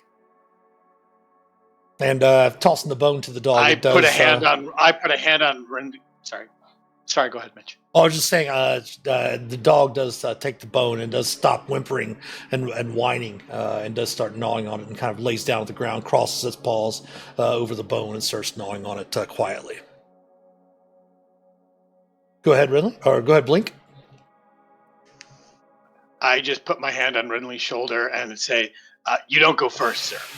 You are first. Don't get me, but you don't go first. Never again." You'll not get argument from me, Blink. But entering inside the tent, you do note that it's definitely a quick travel tent. Nothing's really necessarily permanent. There are some chairs and such here and there that are covered with furs and cloths and such. There are also some cushions around a table.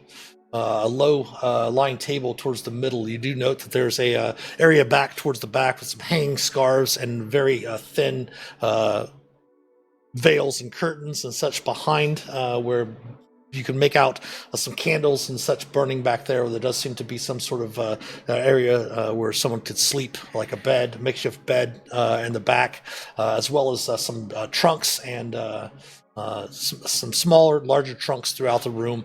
On the table itself, you do note that there's a peculiar deck of cards and a number of things you can see, like basically, Minerva, you would really be able to recognize it more of like things for telling fortunes and such. There's a crystal ball, some feathers and dice and bones and such like that. And then she gestures, please sit. And she gestures the cushions all around the table. Devana's most eager to sit down. She's very intrigued by all of this. Yeah, Minerva's cautiously sitting down, but always curious.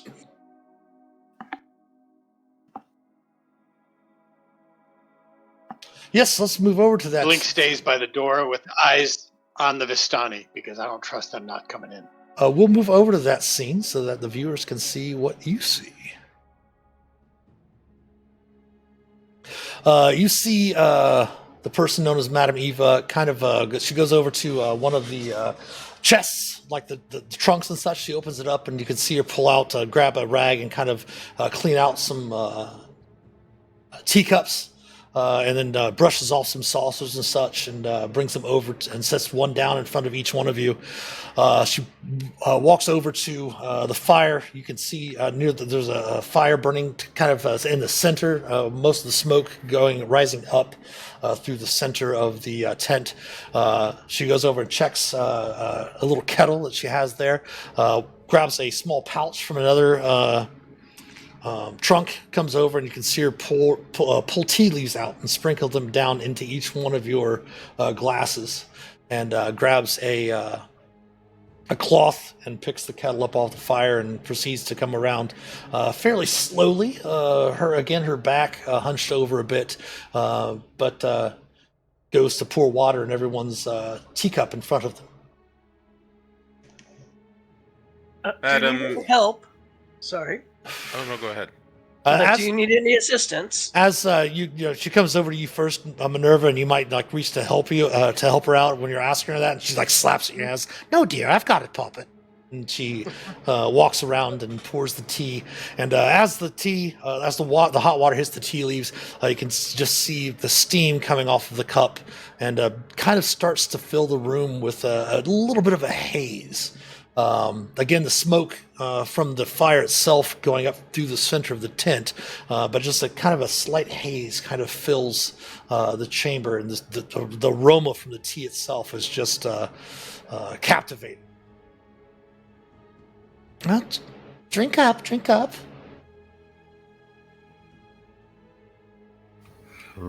What's the worst that could happen? And Egnoth will drink it.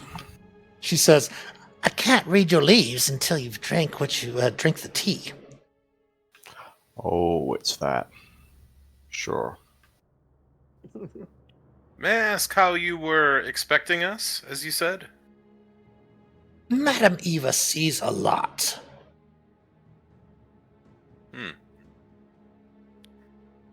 Thank you for the tea. Does everyone drink the tea? Yeah, what does it taste like? It has a bit of it's got a flavorful fruit taste to it. Perhaps a bit of raspberry and lemon combined here and there. You can taste, definitely there's some sort of clover, allspice or cinnamon perhaps maybe in there as well. But it definitely, for the first time in the past couple of days, other than the tea that Sabine brought you the night before to help you sleep, this one doesn't really cloud your vision or your mind or anything, but you just feel this sense of calm come upon you. Kind of the worries of where you are, how you got here, especially with the anxiety, perhaps maybe, and the the stress of being another place where you don't know where or why you're here. Just kind of just fades away. I feel more relaxed than I have in a long while, it seems. Damn good tea. Yeah. Das will drink his in a single large gulp and place the cup immediately back down on the table. I'm sure the tea was probably fine, but he's more just interested in hearing what she has to say, so he's getting through this pleasant. She comes over before you're able to finally to finish the gulp. She goes, well, spit the leaves back in, dearie. Yes. Das will realize that half the leaves in his mouth and just sort of like tongue them back into the teacup. She does pick up a black feather off of the table, and she kind of takes your glass first since you're finished, and she's looking through, and you see her kind of using the end of the feather and kind of moving the tea leaves around a little bit, and she's, interesting. She looks you in the eyes,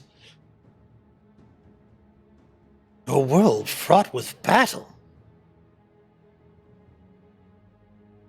And her eyes kind of open wide for a moment, and she sets your cup back down on the saucer and quickly moves to the next person with a agility and swiftness, very lithe in her movement that you would not expect from a woman of her years, definitely. Saying that Agnoth perhaps was the next, and she does a very similar thing. And she looks at you, and she looks back at the leaves and says, "Oh my." She looks back over to Das for a moment and looks back to Agnoth, and she kind of looks around. Everyone give me a insight check.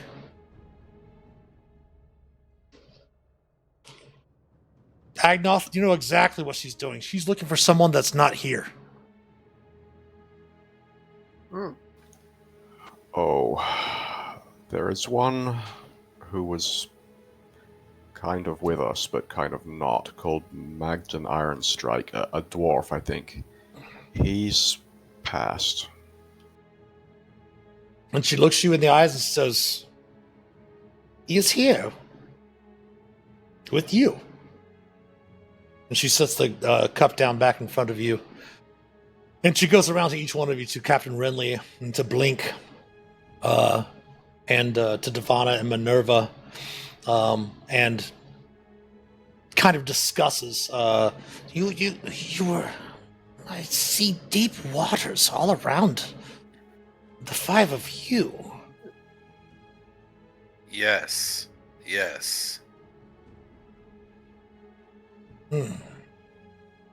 Yep. About those waters? I see a crumbling city around you. She points to Das. Yes. That's the last place I remember in my home before being whisked away on this strange journey through, I don't know what, through various locations. And you see a look. She stops to think for a moment, kind of pulling on a couple of long hairs on her chin, and then takes her place at the table as well, sitting down on the cushions. Did not think I would ever see something of this in my life. I've heard of it before, but never could I have dreamed to witness such things.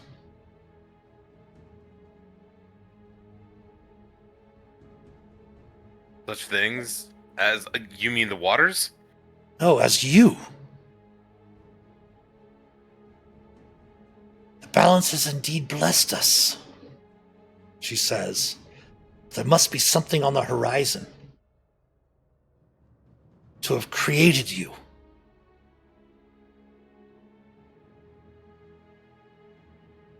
Devana looks extremely uncomfortable. Finley's looking forward, almost salivating at mentions of the deep waters and trying to find out more. Tell me, and I do not mean to offend, but do any of you know what a soul bond is? Can't say that I do. No. Well, soul bonds are individuals created by the balance for a specific purpose in maintaining that balance. If you travel or walk the plains, you might discover something known as a glitch.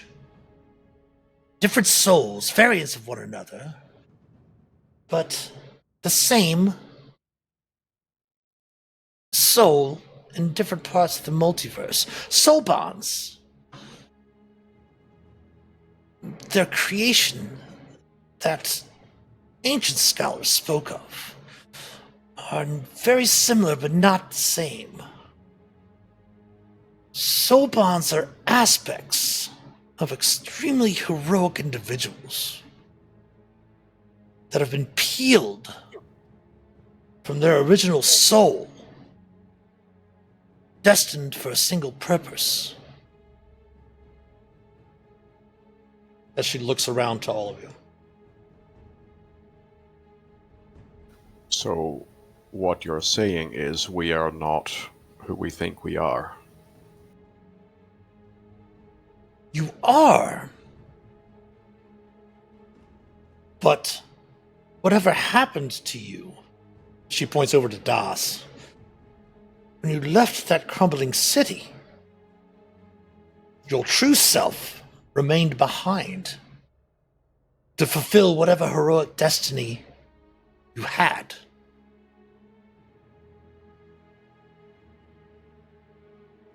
The deep waters that you saw, and some rift deep in the waters. When the balance took and peeled you from your original soul, you remained behind to accomplish whatever destiny had in store for you.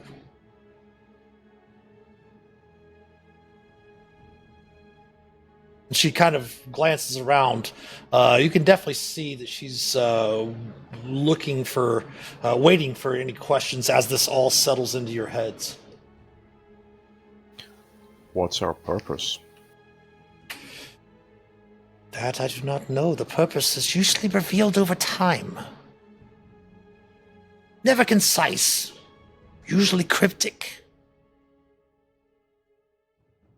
Is there anything you can tell us to help us figure it out? I might read the Taroka to see if they might aid me in divining your purpose. Again, even the readings themselves are usually cryptic, never bearing a specific answer, but giving you guidance, nevertheless.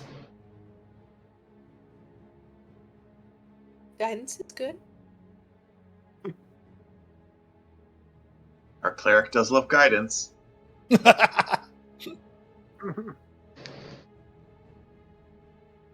This would also mean that if we're torn away from what we remember of ourselves, whatever goals or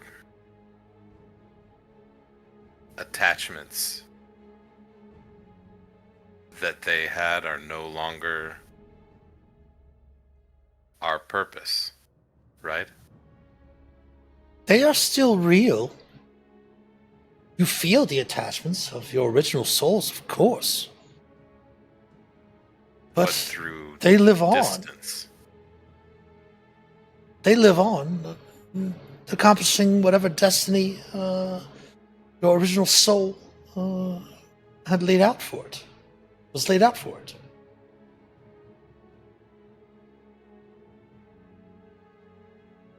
I think Renly will look pretty discouraged and kind of like sink into his seat Hmm? and like go to drink his tea before he remembers that he already I drank drank his it. tea. Yeah. Yeah. And puts it back down and then just flip the cards, I guess. So, what happens once we've achieved our purpose? Do we just disappear? First of all, do me a favor. Devana, give me a religion or arcana check at advantage. Same with Agnoth.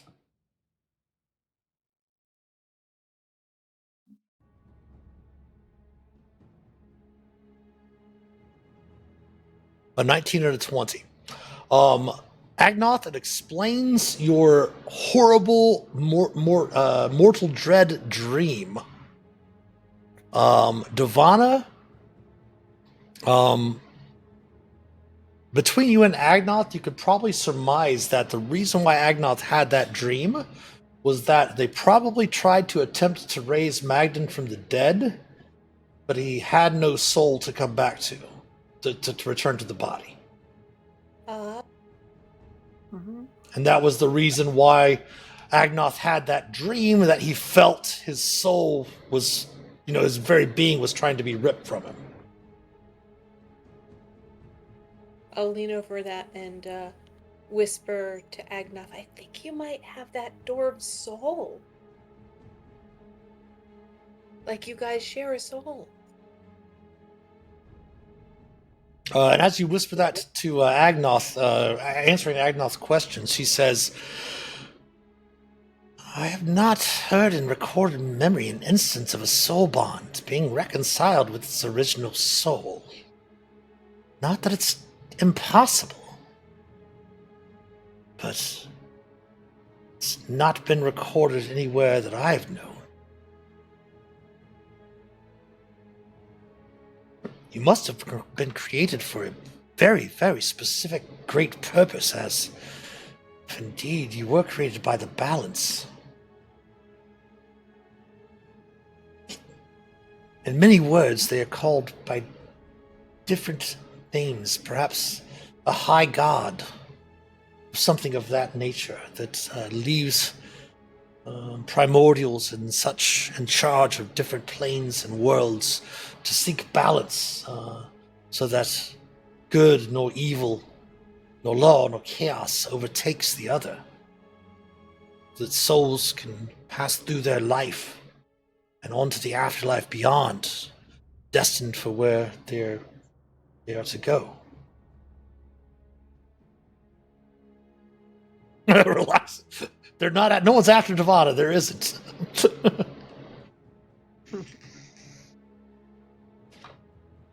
Now, I cannot say that you may not be reconciled with your original soul, but it's said that the reason for this is called soul sickness. The original soul is not affected, but the sliver, the thread, soul bonded suffers. By the time they've accomplished the reason for the separation, fulfilled the reason for their creation, it seems that it might be too late for them to recombine. The soul bond will pass on. To where? It's not been recorded. At least not that I know.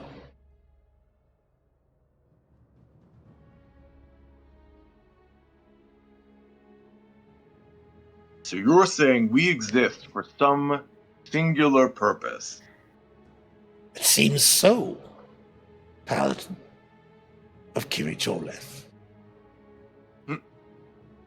Well, but in theory, the DOS of 2 days ago is the Paladin of Kirjoleth. What am I? You are still you, just not the you that is there. But then who's the best, me or him? That is for you to... Agnoth, at this point, despite his misgivings, cannot help himself but laugh at It's all The crazy. real rivalry. We thought it was Blink and Das, but the real rivalry is Das and Das. She's not laughing like I am, but she's, in all seriousness, she does look to you, Doss, and says, that is for you to decide.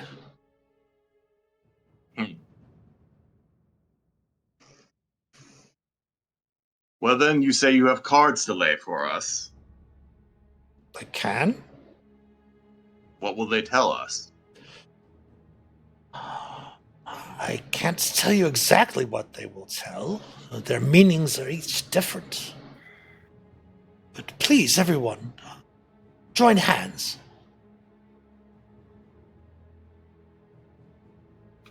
Just out of curiosity, Blink and Das are not adjacent, right?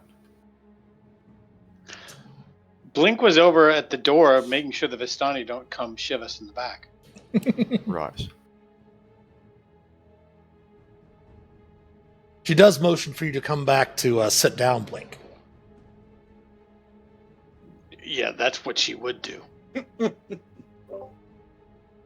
And she kind of smiles. She does smile politely and kind of look to Renly. But go ahead, Devana. My apologies. Go ahead. What were you saying? I was just saying, Blink, just listen for the dog. He'll growl or make a sound. I call out, "Won't you, puppy?" You do hear a slight howl from the outside. The dog will tip us off. All right.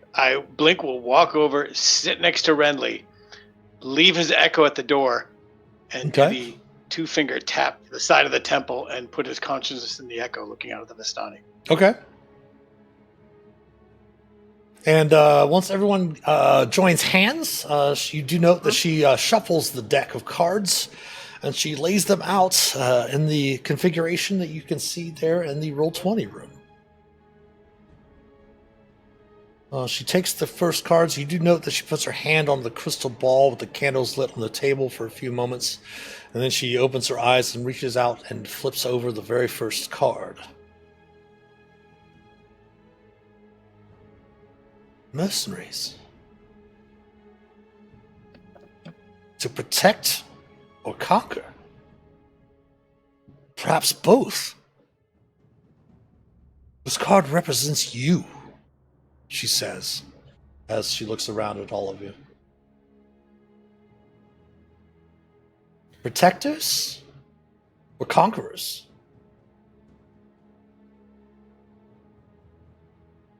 Depending on the actions and choices you make.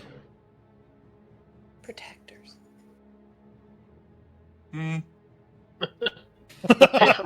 does Toss say about that? Here's an oath of conquest, Paladin, right? Yeah. I know, right? Yeah. You just see the It's kind of smoke like- come out of the nostrils, like. Yeah, the haze. One. The haze in Half the a dozen. room kind of like clears out away from Dawson's snout a bit. And she looks Some of up. my family were mercenaries, so it makes sense, I suppose. She does pause for a moment to see if anyone has any questions. Renly's still just like a bit of an existential crisis, kind of. Oh, I'm sure. I'm sure. Yeah. Yeah. Mm-hmm. Well, we still exist in the other world, right? So there's 2 of us?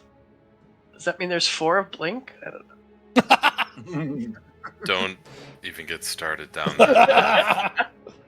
Just means that there's a second one of you out there that's going to be able to talk to all your loved ones and accomplish all your life's goals without you. And just like again, just looking around, like totally dejected, like, oh no, Renly's having troubles. Mhm. She will then, after pausing for questions, will turn the next card.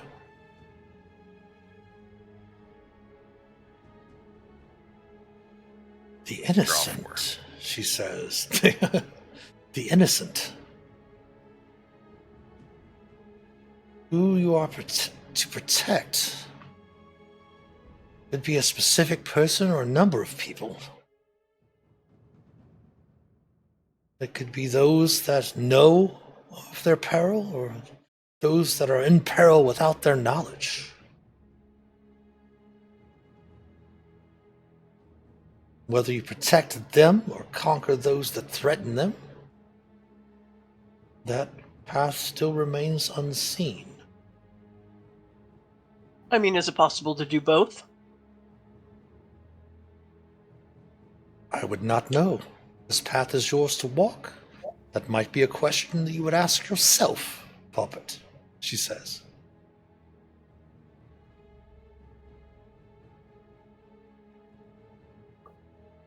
And she glances around to see if anyone else has any questions or comments.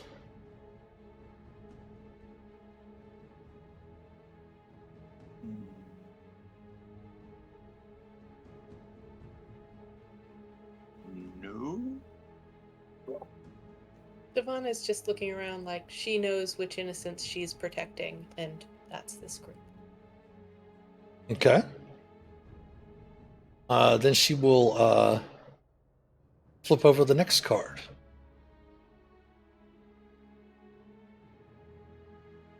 The Anarchist. This represents a search. Perhaps for freedom, perhaps for chaos.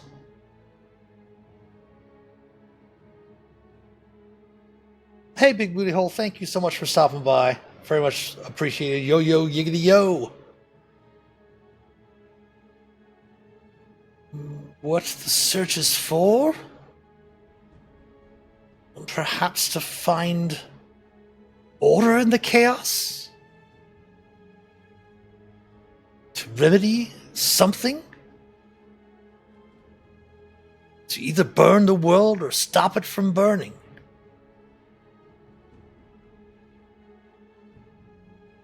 I note that card is in opposition to us. Is that a meaning to it, or is that just chance? It would be what you are seeking to protect against. The essence of it. The situation.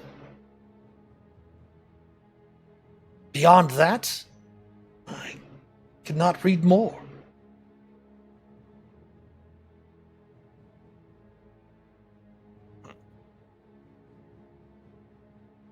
Then she reaches for the next card.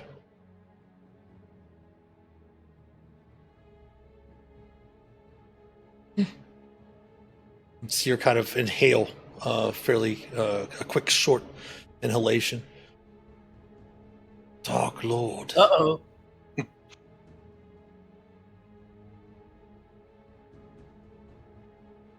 I do not know what the Lord of my realm has to do with your journey.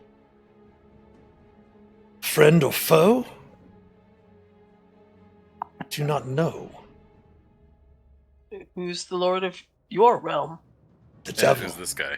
The devil, she says. And, you see her again, some of her teeth missing. She gives you a grin.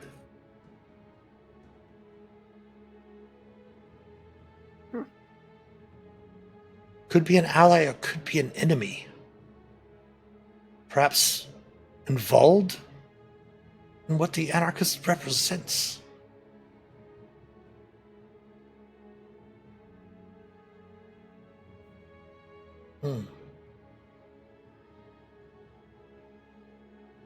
Are you ready for the last card? She says.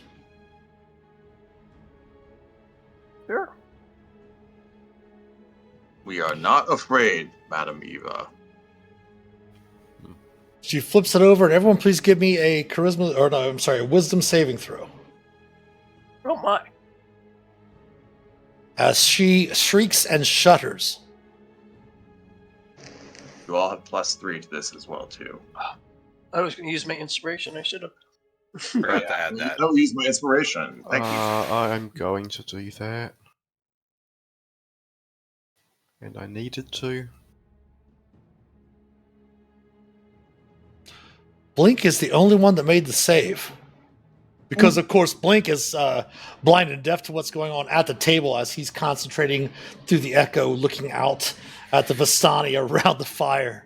But Das, when you said that you weren't afraid, you may be afraid. You may be unaffected by the fear condition, correct? Because of your aura. Yes, and in fact, it's possible that's true for everyone. But yeah, I definitely cannot be afraid. Agnoth would be a 20 in process roll. Okay, so then with the wisdom save of your old 11. I'm a 14 with dodge. Oh wait, I do have advantage of fear. It's a Okay. fear effect. Yeah, it's not a fear effect. It's just basically, it's not a mechanical thing, so you don't have to worry about that. Basically, it was just kind of in response to right before she flipped the card, Das said, "We have nothing to fear," and then you do have this just like this fear of to your souls of annihilation, just complete annihilation. Okay. As the last card is flipped. And she even lets out kind of a shriek and kind of shrieks back from the table. And she says, "The necromancer.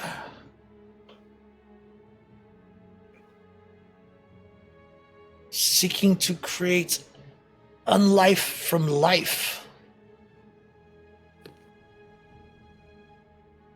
Whether this be your goal or opponent, I do not know. Defeating destruction or defeating evil.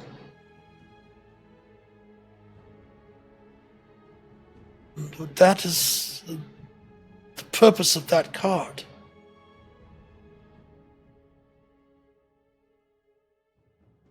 What does that mean? What does it mean that it's at the center of this pattern? The end of your journey, she says. Hmm. And Minerva, give me a perception check, please.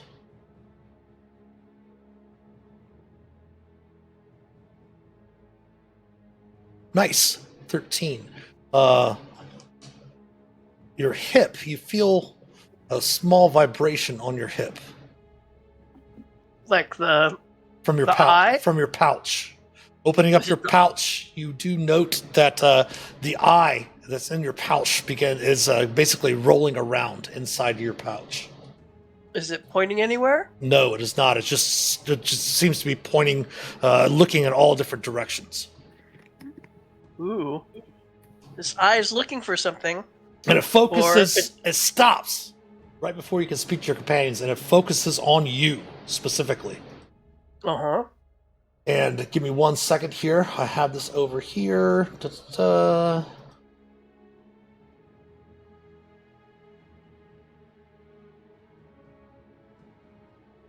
And it stops, and you see the desiccated eye almost becomes almost a living eye for a moment. Uh-huh. And you see it glow with magic, like just some arcane like flame, almost greenish flame, for a few moments, and you hear in your head words that you've heard before. Mm-hmm. May we meet again, but until then, I have my eye on you. That's what we heard at the end of the dream. Yep. I relay that to my companions. And the eye goes inert again. I think I maybe don't know if it's good if I keep this eye accessible or if I should stick it in my bag of holding. And you see Madame Ava kind of look at the cards on the board, and she quickly gathers them all up. I think the necromancer is probably not our ally. Oh, I do not think so. But I'm curious about what was the position that the Dark Lord was in again? Would have been perhaps maybe an ally, perhaps maybe an enemy, perhaps maybe something to aid you or an obstacle to prevent you, is what the position was. So the first card that was pulled was the mercenaries representing you. Uh-huh. The second card that was pulled was the innocent, representing what you're trying to either protect or make their life better by conquering. Mm-hmm. The next was the anarchist, which represents the essence of what you need to overcome, whether it be finding order in the chaos, like I said, prevent the world from burning or burning it down to for the betterment of all. Mm-hmm. And then finally the Dark Lord. Then the Dark Lord representing either the obstacle in your path or perhaps an ally. And then the Necromancer representing the end of your journey.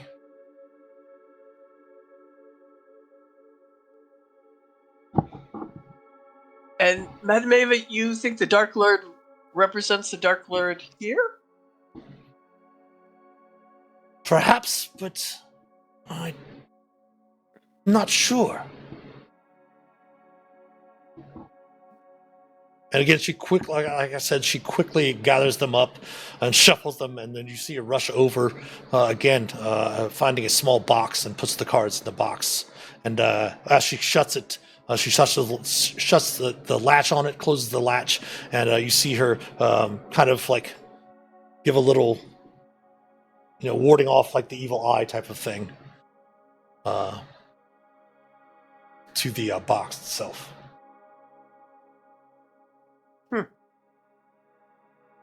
Did that reading spook you, Madam Ava? Seems like you'd be used to that sort of thing. I do not envy your journeys, puppets. Much peril involved. I'm kind of not surprised. Given that reading, madam, where would you say we must go? We have very little sense of being able to direct ourselves in one direction or another before we're yanked from place to place. Do you have a sense of where these cards tell us we must go? I sensed your questions and your fear and your uncertainty. Where were you when the mists took you? She says. Neverwinter. This Neverwinter is not your realm. No. No. Well, then there must be a reason why the balance would send soul bonds there. And then bring us here to you. I brought you here, she says. Oh. Oh. We all have our purposes, puppet, she says. Maybe we should be who we are, the mercenaries. We had an idea for that. Maybe we just follow it.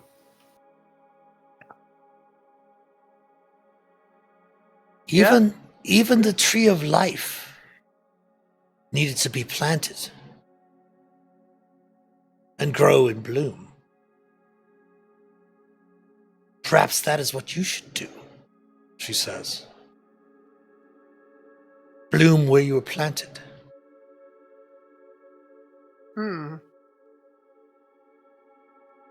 Maybe I do need to take over that shop.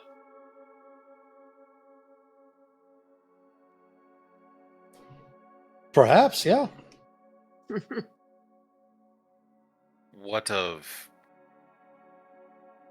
You called this one Paladin of Kiri Jolith, but Neverwinter knows not of Kiri Jolith.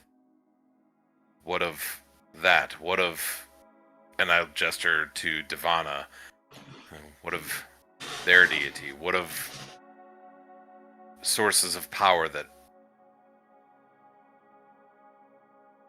still are in our home and not with us here? The planes of existence in the multiverse itself are intertwined, much like your souls, being unraveled with your slivers or threads being soul bonded. The powers of gods stretch across these multiverses in many different forms. Many of them having portrayed themselves or presented themselves to different worlds in different forms.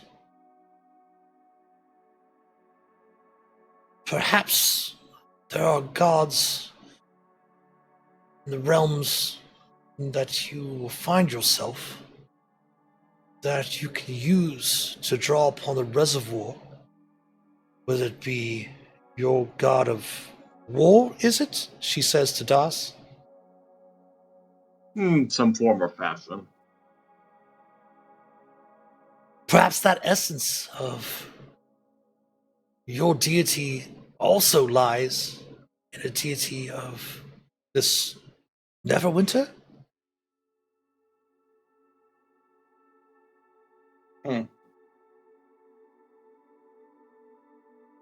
And what of others?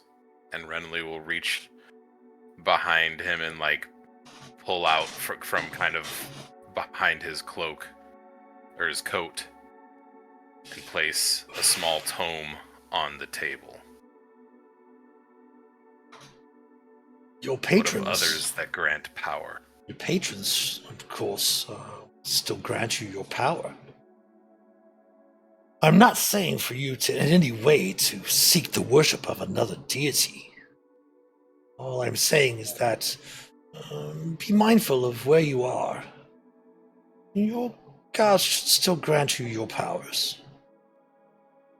Whether you be on the outer planes, primordial planes, or other prime material planes, you should still have your connections.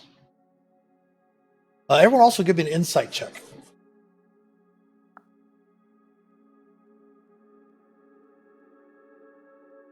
Oh, everyone's really great insight checks. Nice.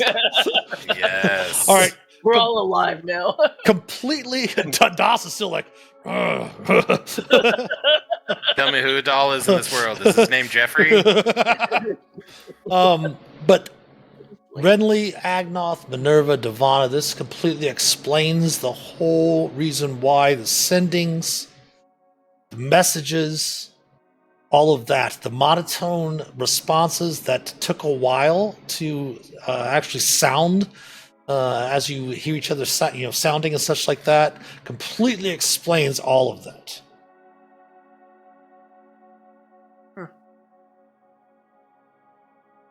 You are you, but you aren't you. Do you see what I'm saying? Right. Yeah. We're not really us. So can't really contact that past. It'll disrupt the space-time continuum. Everyone take your inspiration back. Don't cross the streams, Minerva. Right, exactly. Oh, but even... And he'll look more to Divana and be like, what you do in service here Echoes still through counts. eternity. Yeah. What you And do in this Renly's- life will echo through eternity. Yeah. No, then I'll spray silver on my mouth and go, witness me. No.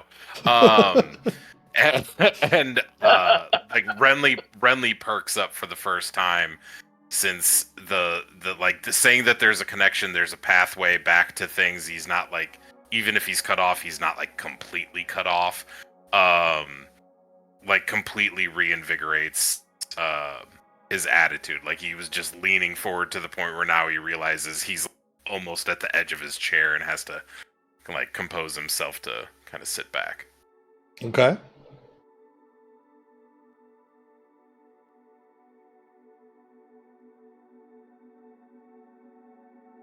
And she kind of looks to the rest of looks around the table. How's everyone else reacting to this?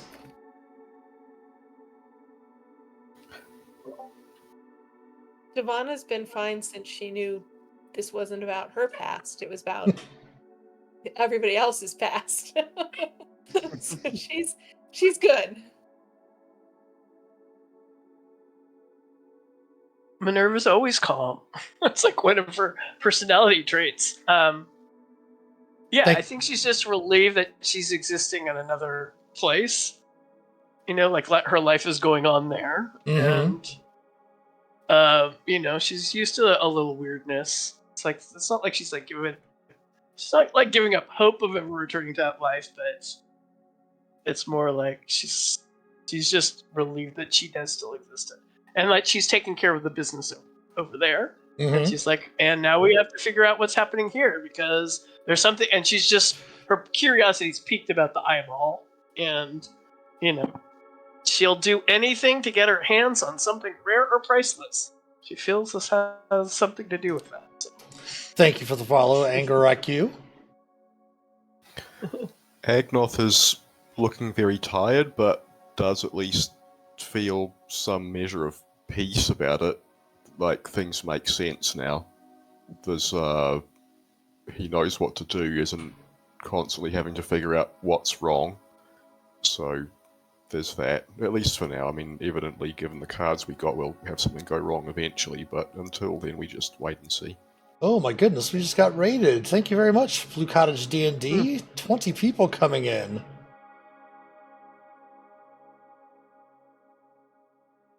Maybe it's the tea. That might be it as well. Madam Eva's got to brew more tea. Are all those 20 people? But she does look around after. But what about Das? What's Das's reaction to all of this news? Yeah, well, Doss was first ready, just basically like, this is horse hockey. Hey, it's okay. Let's TV mature. You can say this is horse shit. This is bullshit. Yeah, Full pucky. This is bullshit. But Literally. yeah, but he was thinking this through. So his major concern was always that without his illustrious presence, without his paladin leadership, the armies of Solamnia and Kalamad would fall. But if he's actually still back there leading them to victory, then this part of him is a little less concerned. In which case, then, does that mean he has some even greater bestest glory that he is supposed to be delivered towards in this case? That is awesome. That is awesome so that Das big. thinks that, because that is from the reading, from what you've discovered so far, that would definitely probably be the case, Das. Yeah, so now he's intrigued by this idea of, okay, well, if that's the case, then he's still very much this herald of the gods, returning gods of Kryn. So maybe he doesn't know what exactly his purpose is yet, but maybe he's supposed to be proclaiming all of their returns to all of these worlds or something bigger. He'll figure it out, but he's sure that it's an even bigger and bester thing that he needs to do. Excellent. Real quick, thank you for the raid, very much so for the raid, Blue Cottage D&D. A little bit about the channel. I'm the Master of Dungeons, been a professional DM for the last 4 or 5 years. Been a DM for over 40 years. We are playing Vecna, Eve of Ruin. We are playing homebrew. Most of the streams we do on Sunday evenings, we do a live D&D game that we play Adventurers League. We play this campaign on the second and fourth Tuesdays of the month. We also do some D&D content as well on the Tuesdays. We don't run this game. We do have our Dungeons and Deliberations where we talk about Dungeons and Dragons, DM prep, answering questions for Roll20. I've got close to 8,000 hours now in Roll20. Still don't know everything about it. Learning stuff every day, especially from our player playing Blink. Helps me out with some of that information. We go through and find things, scripts, things like that to help me put in there as well. We also do a little bit of video game play, some Baldur's Gate 3 every once in a while, other D&D related games like Lord of the Rings Online. For our dungeon delving, we do some Magic the Gathering on Wednesday nights, and then we do have a horror night on Mondays, playing some horror video games on Monday evenings, mostly Dead by Daylight. We're playing Vecna, of course, since that was once our only unrelated D&D non-related game, but of course with Vecna in there now, it is D&D related. So welcome to the channel, and thanks for the raid. Very much appreciated. Gave a shout out there also to Blue Cottage D&D also. And Devana continues to ruminate on Captain's words. Okay.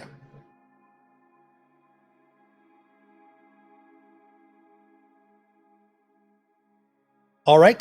So she looks around the table to all of you. Of course, your journey, all of your journeys cut kind of short from where they were. 5 of you being pulled in from the Call of the Netherdeep, 1 of you being pulled in from the Shadow of the Dragon Queen. You now find yourselves in some sort of journey, being soul bonded, that the balance, as Madam Eva had told you over and over about creating you as soul bonded for some higher purpose, because you were heroic individuals from the moment you were kind of untethered from your original soul.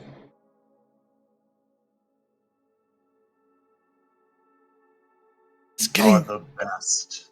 It is getting late, puppets. mist awaits you outside to return.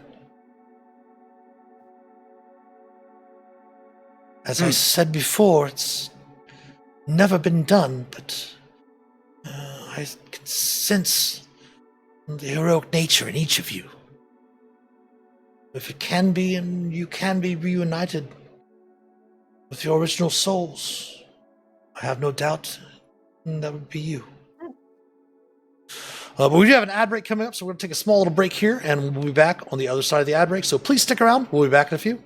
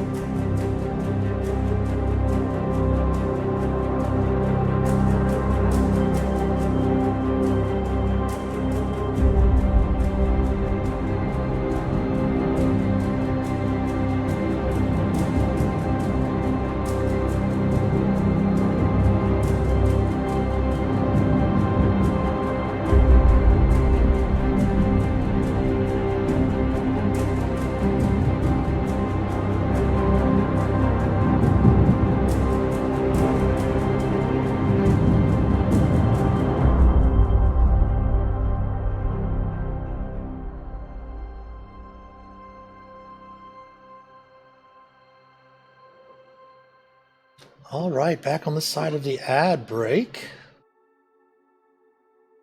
Sorry for those that are using our new closed captioning. I'll turn the captions on. Don't think it's picking up the players in the Discord channel. So I'm going to, plus it's, for some reason it said something about New York Mets the last, before we went on break. So I'm going to check in and look into some other closed captioning extensions as well between now and tomorrow for our next stream tomorrow evening. So yes, she did mention that the mists are ready to return you to Neverwinter. And she wishes you good luck on your arduous journey ahead.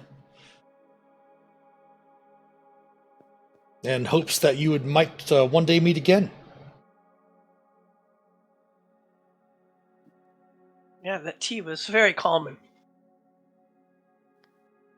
If we do, have other attendants outside your tents. Maybe we'll get to the friendly part a little sooner.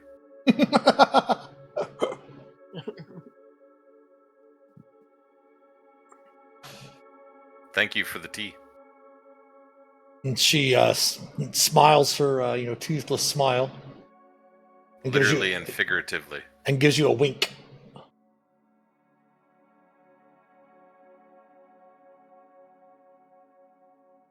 So, heading outside?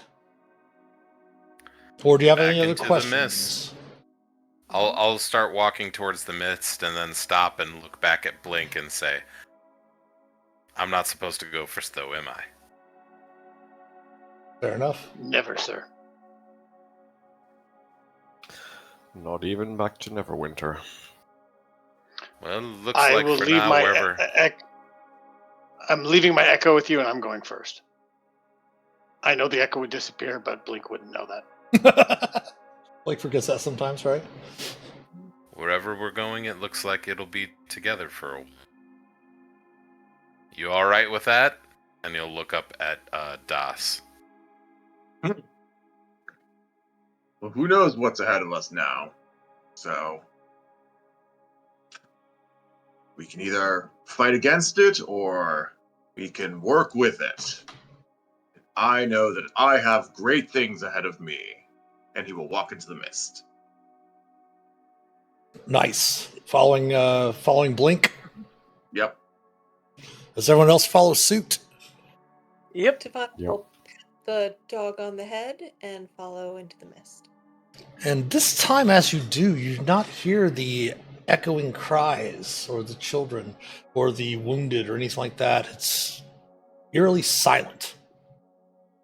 And after walking, you feel the muddy ground beneath you that had the ruts of the wagon wheels and such like that turn solid again as you start to hear the clicking of your boots on the cobbled street beneath your feet, and the mist starts to clear around you, and you find yourselves standing in the middle of the cleared rubble that led to the shop that you had initially went to looking for answers. And the mist starts to slowly fade away, and you can hear the sound of Neverwinter, the city around you, kind of return to a normal volume, and the sky above you clears, and you can again see the sun, mid-afternoon sun, shining above you as well.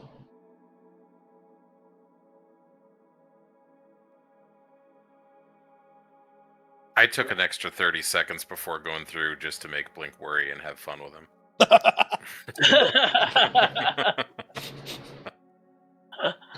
Blink turns around, starts to head back in, bumps into Das.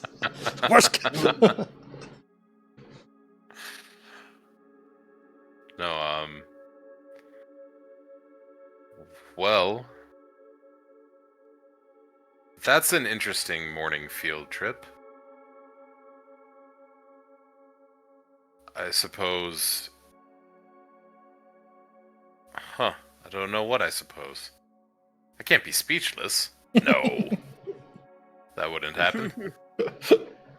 Devana reaches into her bag and pulls out the locket that opens when you put a drop of blood on it, and the key that may be from the Feywild, or the little pair of scissors that may be from the Feywild, and hands them to Minerva so that they are items that we can start to sell in our new shop.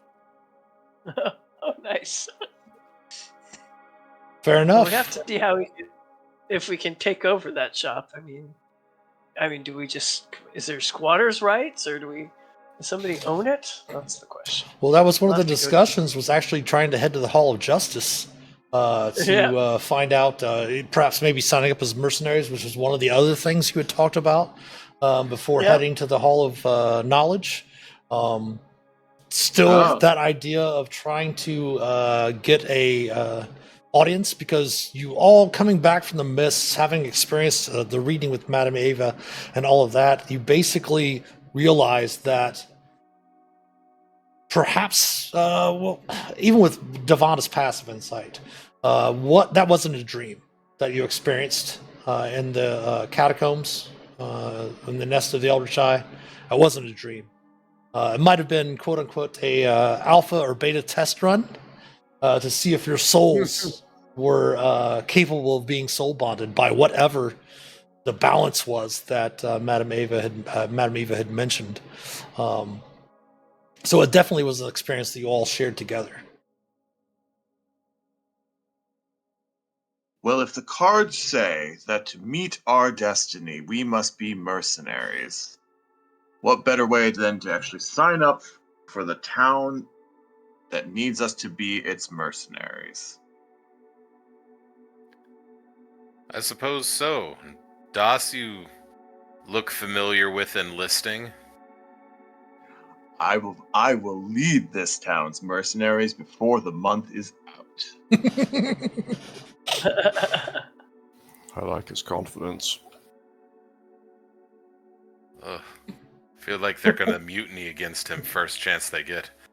But it'll be glorious. I mean, he is wearing, plate armor that is very intricately designed. What order are you? The Knight of the Sword or Crown? I think I was sword. Yeah, Knight of the Sword. Knight of the Although Sword. if you actually look at his shield, he took Ispin's green shield and remolded it so it has all three of the Solamnic symbols on it. So he considers himself a knight of all of them, Throws the crown and the sword. Yeah. Why take one when you can be all three? Right. Yeah, why not both? All. So at the immediate moment, you're at the ruins of the shop that obviously seems to been able to withstand some of the destruction from the volcanic eruption decades ago. Most likely magic of some sort, especially having Das shattering the petrified door. You might be able to go in and can scrounge around to find some way to seal it up. There's all of the rubble here as well. You could probably. Does anyone happen to have mending spell or anything of that nature? I know fabricate's a little bit higher level. I do have mending, yes. And I might do. And does anyone have stone shape or anything like that? Or is that above your I have levels? shape water. Oh, I have okay. shape stone shape. Stone shape. I And have. specifically loaded it, thinking we were going to go look for the. Oh, that's true. You did load that. You did prepare that because the rumored portal Oops. at the Sorry. mask. Yeah. And I have mending too. So you could easily use those spells to use the rubble that's outside that from the collapsed buildings around the alley to seal up the door and basically fashion a door that you could seal. I'm not going to make you make any rolls. Agnoth, with his artificer skills, can easily go through and create locks and trinkets and things like that to seal the building off. If you want to go through to inquire about taking over the shop and such like that. Maybe even neon signs like they have in the more garish parts of Risona or something. So goals. The next session will be, I believe, July 11th, correct? 9th? 9th? Oh, so there was a little chatter. I might be missing the 9th, but I think it's just me, so it's fine. I don't mind if everyone just goes. We'll discuss that with everyone between now and then. But tentatively the 9th and then the 23rd.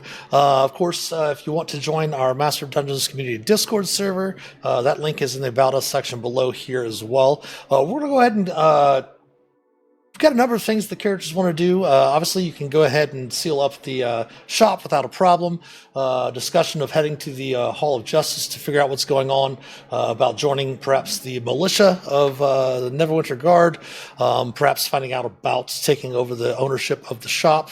As well. Currently, the Moonstone Mask, you do have the rooms that you had paid for. That do include, of course, your meals, not, of course, the spider egg souffle that you have to pay for separately. But we will figure all of that out before the next session. We'll go ahead and end our session tonight right here. I'm sure that the players have a few questions, as this tonight was not revealed to them in any way whatsoever. Kind of surprised on them. I can see some shocked faces on the camera, those that are on camera. So we're going to go ahead and give them a few minutes to ask me questions and such like that once we get off stream.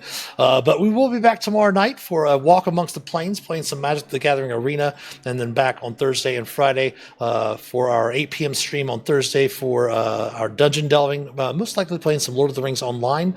Then Friday, I do have my stream with the official Lord of the Rings Online channel here on Twitch, twitch.tv/Lotro stream from 7 to 9, and then we come back here to our channel to stream that. And then, of course, we will be back next Sunday with another episode of Phandelver and Below the Shattered Obelisk, in which we're playing Adventurers League rules. But thanks, of course, to everyone for stopping by tonight. Thank you to all of our new follows. Thank you very much for the raid. Blue Cottage D&D, very much appreciated. Definitely going to head over to your channel once we get off here as well to give you some love also. Thanks, of course, to our new followers as well, as Angry Ku or Anger Raiku. Thank you very much. Bone Shooter 87 was awesome chatting with you as well tonight. Thank you for the follows. Of course, thanks to all of our supporters, especially our patrons and Patreon. If you'd like to help support the channel, please consider becoming a patron or subbing here on Twitch, twitch.tv/themasterofdungeons. We do love your Prime subs as well. The link to our Patreon page, as well as our YouTube channel and all of our social media accounts, can be found in the About Us section below here on Twitch. If you would subscribe to us on YouTube, it is free to do. Share the videos, like and comment on the videos. Tell us what you think of them. Follow us on Facebook, Instagram, Twitter, or X. Give us some likes, retweets, all of that good stuff. Re-X's, is that a word?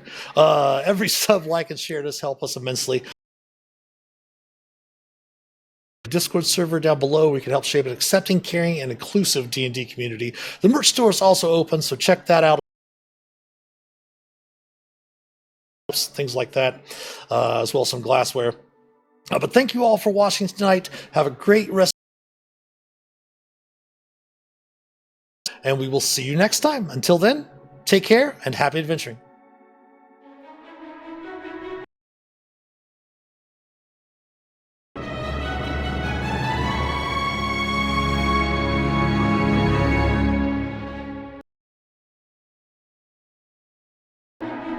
Yeah. Yep.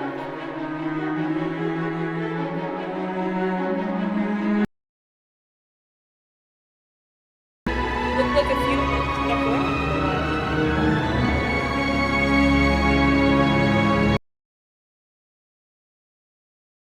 while. We have to work out what we are doing in the intervening time before next.